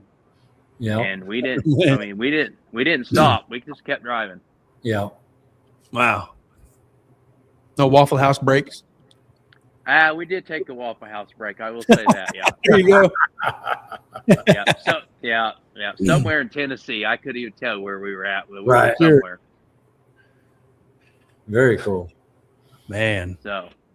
So we just kind of, I think it had Fuel Tech on it before. Did you switch it over to Holly and just put the big block and your 400 in there, or what'd you do? So what we ended up doing was we took, it had Fuel Tech in it. And we kind of thought about it, and we were like, Dad's car's on Holly, and this motor has been on Holly. And I'm like, I don't want to have 2 cars that are on different systems, because what if we have an issue and say I go out and Dad needs a part off my car, or if Dad goes out and I need a part off his, you never know. Right. Yep. And so I just said, hey, let's just pull all the Fuel Tech out, which if anybody's looking for a Fuel Tech system for a Nitrous car, I've got one for sale. There you go. There you go. So need it gone. And all the Fuel Tech stuff is fairly new. I mean, it's not old. It's not very old at all. Sure. But we pretty much put all the Holly back in the car, and then the big block, and then it's got the 400 with a lockup behind it. Oh. So, which the wagon, it had a lockup in it as well, and I ran it. I mean, every pass I had the lockup on it. So, Wow. And definitely big thanks to Tito, Mark, Tito Race Cars for he got the car in, done the headers for me. The guy, I bought the car, and the guy gave me the headers with the car, and they would have worked, but his motor was a tall deck and mine's a short deck. So Mark had to pretty much redo the headers a little bit. I had Blake from Foreman Motorsports make me a killer set of flanges for it that are O-ringed, so I don't have to worry about a gasket or anything like that. That's awesome. Yep. That's where I got my flange from. They are awesome. Yep. And then I fit in the car pretty good. The only thing that I had to complain about was I had set really up in the car, and my helmet kind of hit the top. Yeah. And so I had Mark push the funny car cage back and kind of rolled it back for me. And I think put a different parachute mount on the back of it. And then we had got the car fitted for steel doors. And then after that, we brought it over to Wes with Show Me Speed and dropped it off. And we had Wes pretty much put all the Holly back in it. And when it left Wes as it was running, I drove it into the trailer. And then we brought it back to the shop and ended up getting all the little odds and ends stuff done. And pretty much the car's ready to take to the hub dyno here whenever the weather gets better than it is.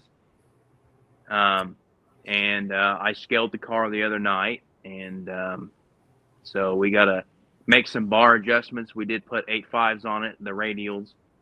And we'll see what we can do with that. Oh, it sets good. Looks good. Woo, looks hot, man. It's way too nice for me. I probably shouldn't be driving it. I should probably be around it, but hey, whatever, and the car, they called it Doc Holiday. Okay. And so I kept the name. I wasn't going to get rid of the name or anything. Cool. So Rick James, that car, it's retired. I don't want to bring it back. So that was a one and only thing. And yeah. And so I thought, you know what, I really like Doc Holiday, and I was like, we'll just keep it. Yeah. That's awesome. Do you want to say what it weighs, or keep it under your vest? Well, I'll just say that race ready, without me in it, I put the car on the scales, And I walked by the scales, and I was like, "Holy crap!" It weighed, I think it was like 2355 or something. Man, and good with job. me in it, it weighs 2605. So I know where I need to lose the weight, which is myself. But the car's fine. But I'm gonna try to lose a little weight so I can make it a little better. Cool. Man, that's awesome, dude. So, and it's got 4-link in the rear, Fab 9. It's got carbon fiber brakes front, back. It's got a Smith front chassis, front K member under it. It's all tube chassis. I mean, it's all chromoly. So this car actually has some history behind it. So this car used to be purple, which I should have got a picture of it, but this car used to be a Ultra Street car back in, oh my gosh, I think Dragzine or Drag Illustrated done an article on the car. Okay. It was purple, and it actually set multiple records in Ultra Street. And the guy I got it from, his dad bought it new in '81. It's an original Z28 car. Cool. Man. And the guy, they decided to start kind of building it. It started out, I think, as a bracket car, and then it kind of morphed into Ultra Street car. And then the stage that it's in right now, Reese Brothers Race Cars actually built the car. They done all the work to it, so it's nicely done. It's a very nice car. Yeah. Wow. And when he told me that Reese Brothers had messed with it, I was like, I'll be there. I'll drive down there and get it now. Yeah, let me check it out. Let me check it out. Yep. Yeah. Yeah. So yeah, it's got a history behind it too, which I love. I love history behind different cars and stuff like that. It just makes it, I think, better. Yeah, absolutely. Man, what a nice piece that is, James. Yeah, congratulations. Very nice. Appreciate it. I'm definitely honored to be able to get behind the wheel on this one and get to drive it. I hope it's fast, and hope we can have fun this year and just to be able to enjoy it. You bet. Well, if it isn't fast, it looks like it's going to be fast. Well, maybe it'll win a trophy. Well, maybe it'll win a trophy at a car show at least.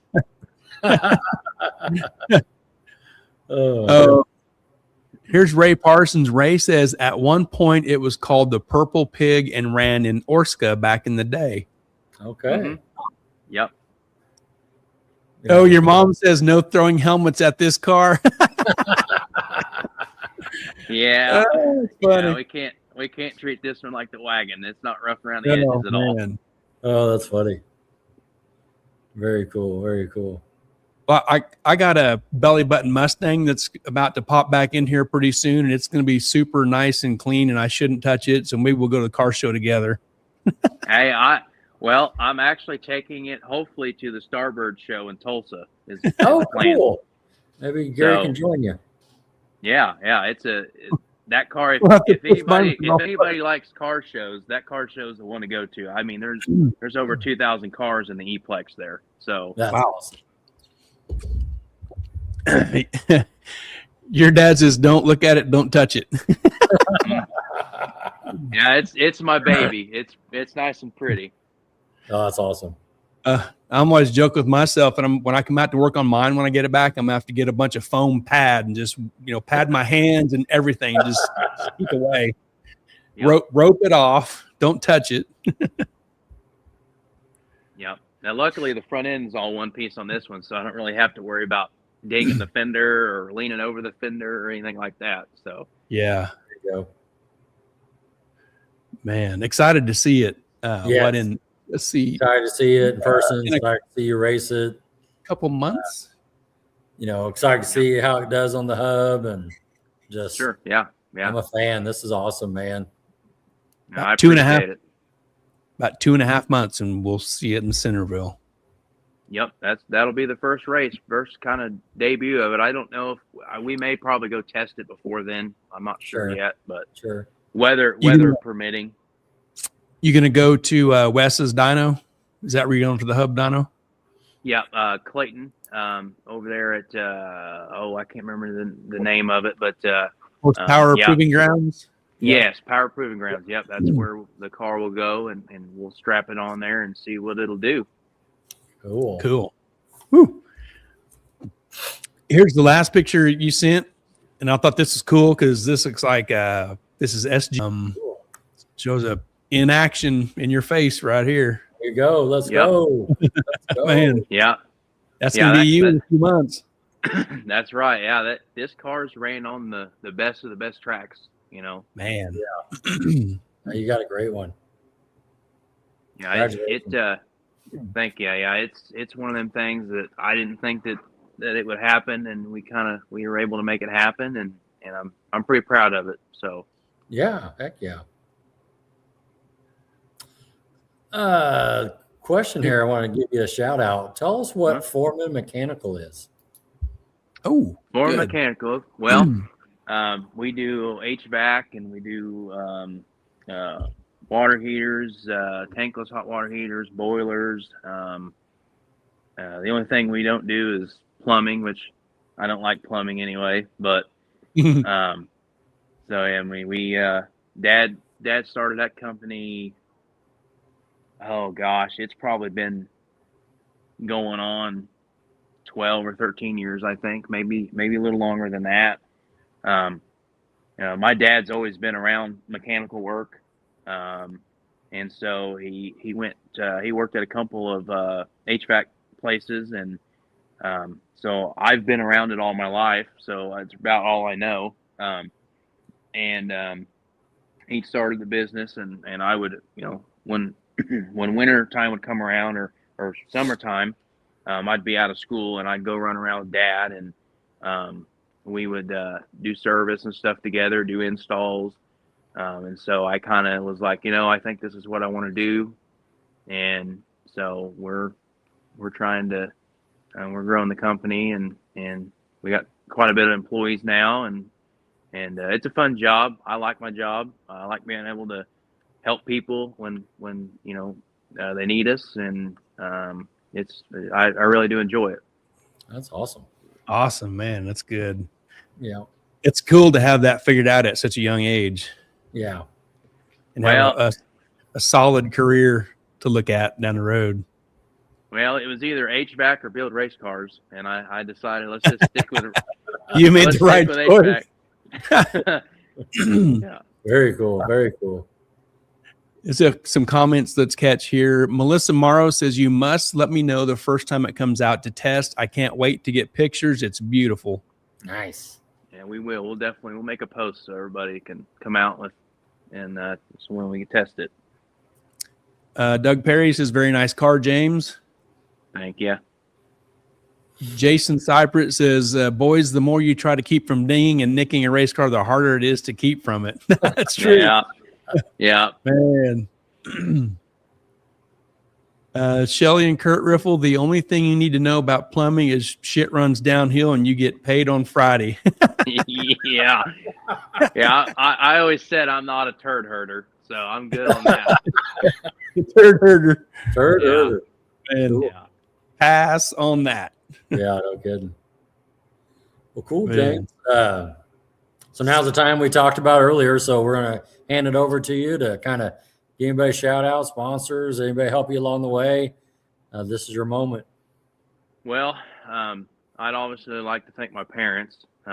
They've been very supportive. I'd like to thank my friends and stuff that come to the track and help me out and be there for me. And I thank them a lot. I appreciate them. And then I appreciate all you guys, racing family and stuff. I enjoy coming down there, talking to everybody, having fun.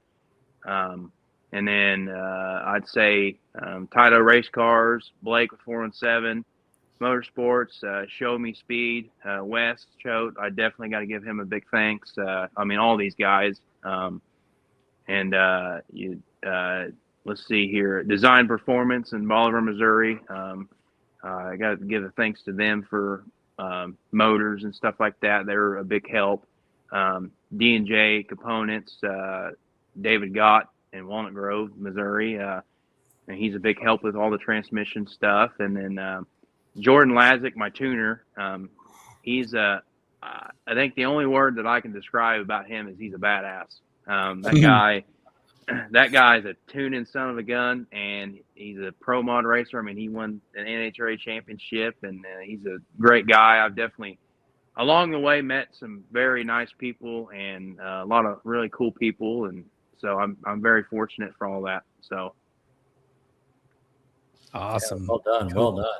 Got some couple more shout outs there. Yep. Come on, comment here. Zach West says, beautiful car, James. Can't wait to see the little white Mustang chasing that car. I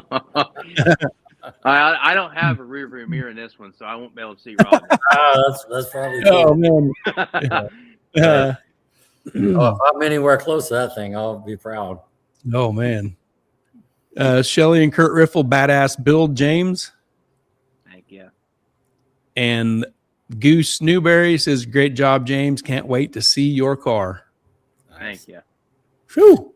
She's a pretty one, man. It's going to be a great year. And I mean, each year, you know, me and Gary talking about just kind of just stepping it up. What's going to be the new record? What's going to be the round you got to run to make it to the next round? Yeah. You know, I mean, it's just well, going to be. I can tell you, and here's another shout out is the Titans of 10-5. You want to talk about just one big giant racing family there. I mean, that everybody is awesome. And to get to do what we do and have a place to race and it's very fortunate. I'm excited to see everybody. I hope everybody does a good job this year. Everybody has fun. I don't want to see anybody struggling this year because I feel like a lot of us have struggled, and I think everybody's ready to just have fun. And but yeah, definitely a big shout out to Titans of 10-5. If you got a car, a small tire car, bracket car, get that thing out of the garage and come race with us because it's a blast. And it's definitely tight racing and very competitive racing. So yeah. Well Well said. I got a question about what your thoughts on the future. Will you always use nitrous, or you think you could be into a pro charger or a turbo combo down the road? I mean, a big roots blower sticking out of the hood would look pretty good. Oh, okay, man. I mean, if I had to do anything other than nitrous, I would probably say pro charger or a big nasty blower. Okay, awesome. Woo. Well, you got time. You got 3 months. Yeah. Well, I told Dad that I was going to steal his spare motor and put in this thing one night while he's not looking, but we'll see. Oh, man. That'll almost double in cubic inches. Yeah, man. Larry Hunt says, great job, James. Team Nitrous Mafia. Yep. That's right. That's right. Yep. Your mom says she's very excited. Yep. I'm excited. I can tell you that. I bet. Oh yeah, man. You're sitting in the catbird seat there just waiting on the snow to melt and the track to open. Everybody else is no kidding around, I know. Trying to get things rolling. So yeah, we're gonna have some late nights though with your dad, I think, and your mom's truck too. You know what I mean? Yeah. Oh yeah. Yeah. It's coming together. So yeah. Very cool. Yep. All right. Very cool. Man, you did a great job. 2 hours went by fast, didn't it? It did. Yeah, it did. And yeah, James, you did great, man. You did a killer job, dude. Thank you. I appreciate it. Yeah, no, that's great. Thanks for coming on and enjoy we'll probably get to see some pictures maybe at the Tulsa show too, at the Darryl Starber show there. That'll be cool. Yep. And yeah. Keep sending us videos, of you, getting it running or whatever it is. Yeah, Larry's just fired up. Oh, Larry's just fired up right now. Fired up. Let's go. Fired up. Well, I might as well, right? So. Oh, hey, there we go. Let's do it. Woo. Way to go, Larry. This is going to be great. Oh, my goodness. Watch this check on the wall. It'll fall down here in a minute. That's okay. It ain't my check. That's it, Park. His dad. Good probably call, like, Larry. "What are you doing?" Good call, Larry.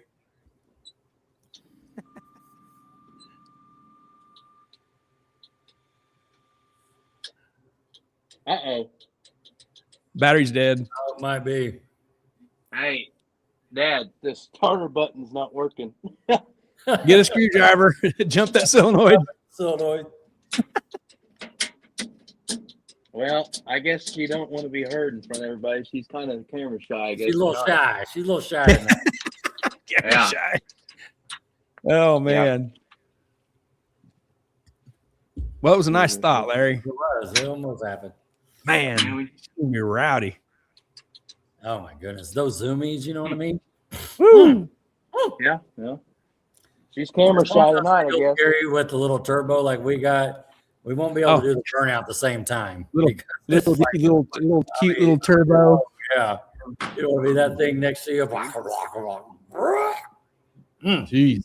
That's awesome. Yeah, she's camera shy, I guess, tonight. That's all right. That's all right. Oh, look at this. It was worth a try. Brian Snyder says, grudge car move there. Don't want to show too much horsepower. Yeah, he's right. He's right. Yeah, grudge car move. That's great. Yeah. Well, then no one will show up for the event. You know, no one will show up for Centerville. Yeah. Hey, you always got to keep everybody guessing your next move. There you go. That's there you go. Yeah. Yeah. Your mom says you done wore it out. I'm wore it out. Yeah. Probably. Oh, man.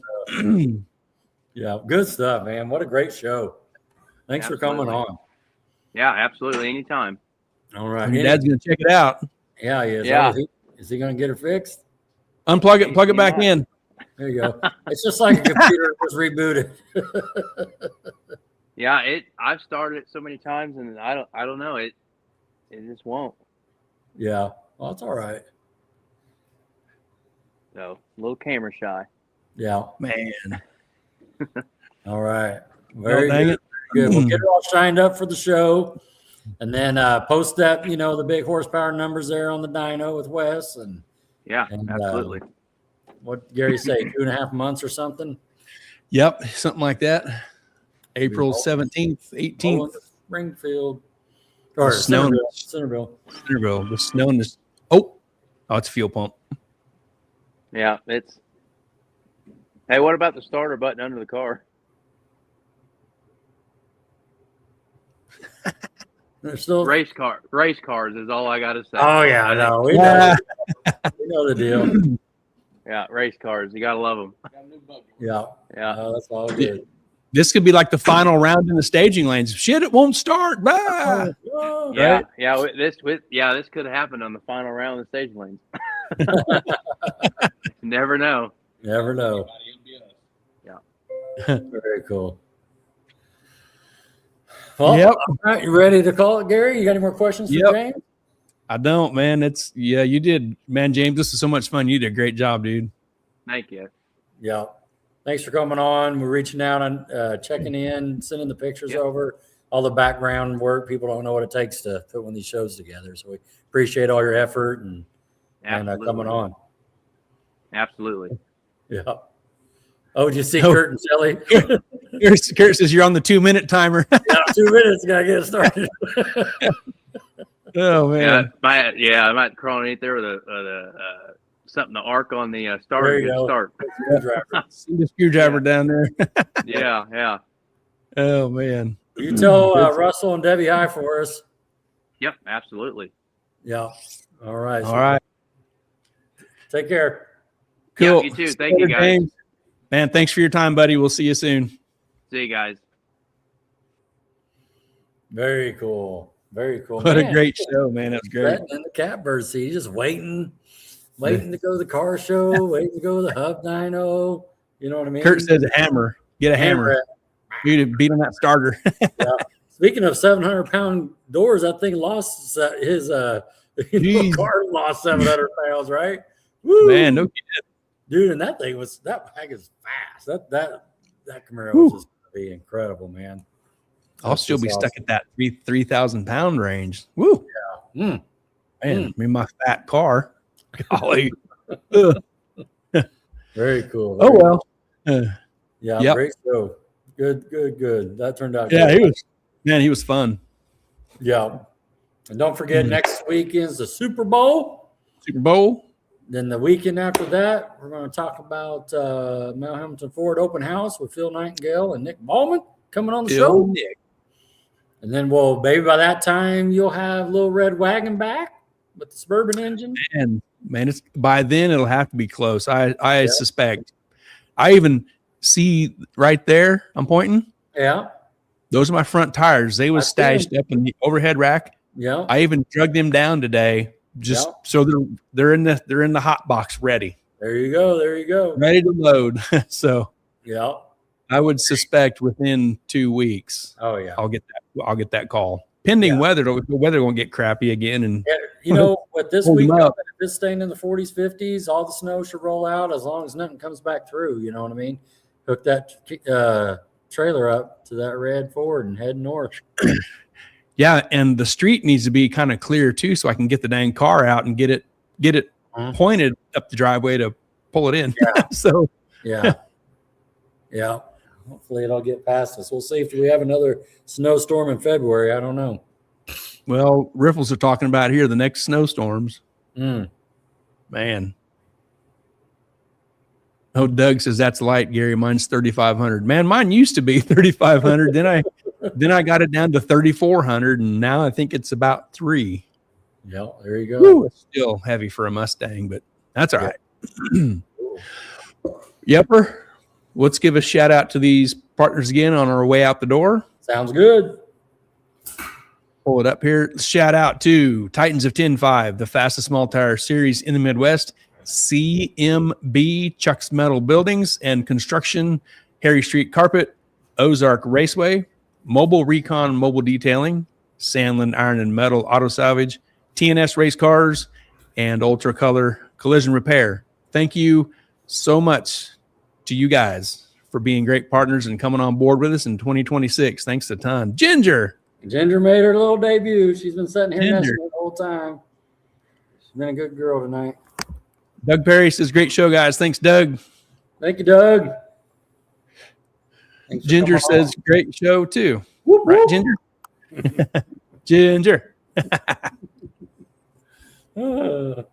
Debbie, she says, I bet my truck will be close to 4,000. Oh, I'm ready to see that thing, too, with that nasty little small block.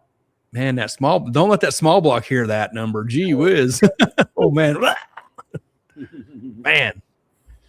Yep. So make sure Goose knows don't sit at the TV next Sunday waiting for us. No, we got to watch that Super Bowl.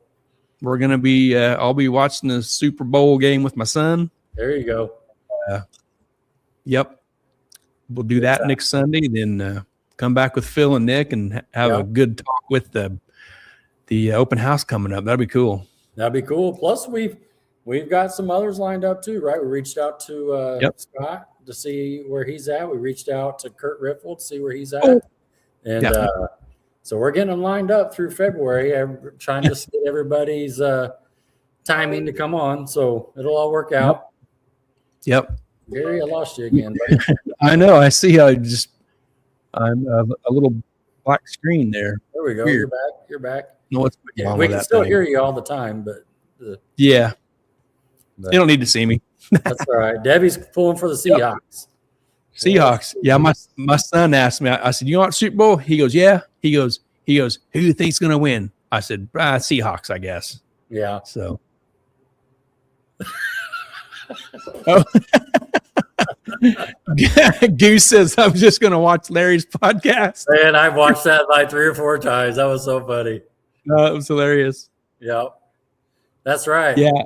Tammy Miller, AG, Super Bowl just means racing season is next. That's exactly right. And Daytona 500 too. Whoop, whoop. That all lines up. Super Bowl, Daytona 500. Let's go. And it's going to be time. And Ducks race lines up in there too, Ducks, World Series of Pro Mods, all right there, man. Let's go. Yep. Cool. You ready to bail, bro? Let's do it, bud. Put him up. All right. Hang on. Doug Perry says, have a great week, guys. Right on, Doug. Thanks for coming on. Let's find the smacker here. Ready? Yep. Nice. Boom. Cool. Thanks for coming on. Cool. Everyone. Great time. Good job, Gary. We'll be back in 2 weeks. I've already got my first question ready for Phil and Nick. Oh, ooh. I know my first question. There we go. Go. I'm liking that. All right. Let's go, man. Let's get it done. Okay. Good night, Rod. Good night. You too. See you later.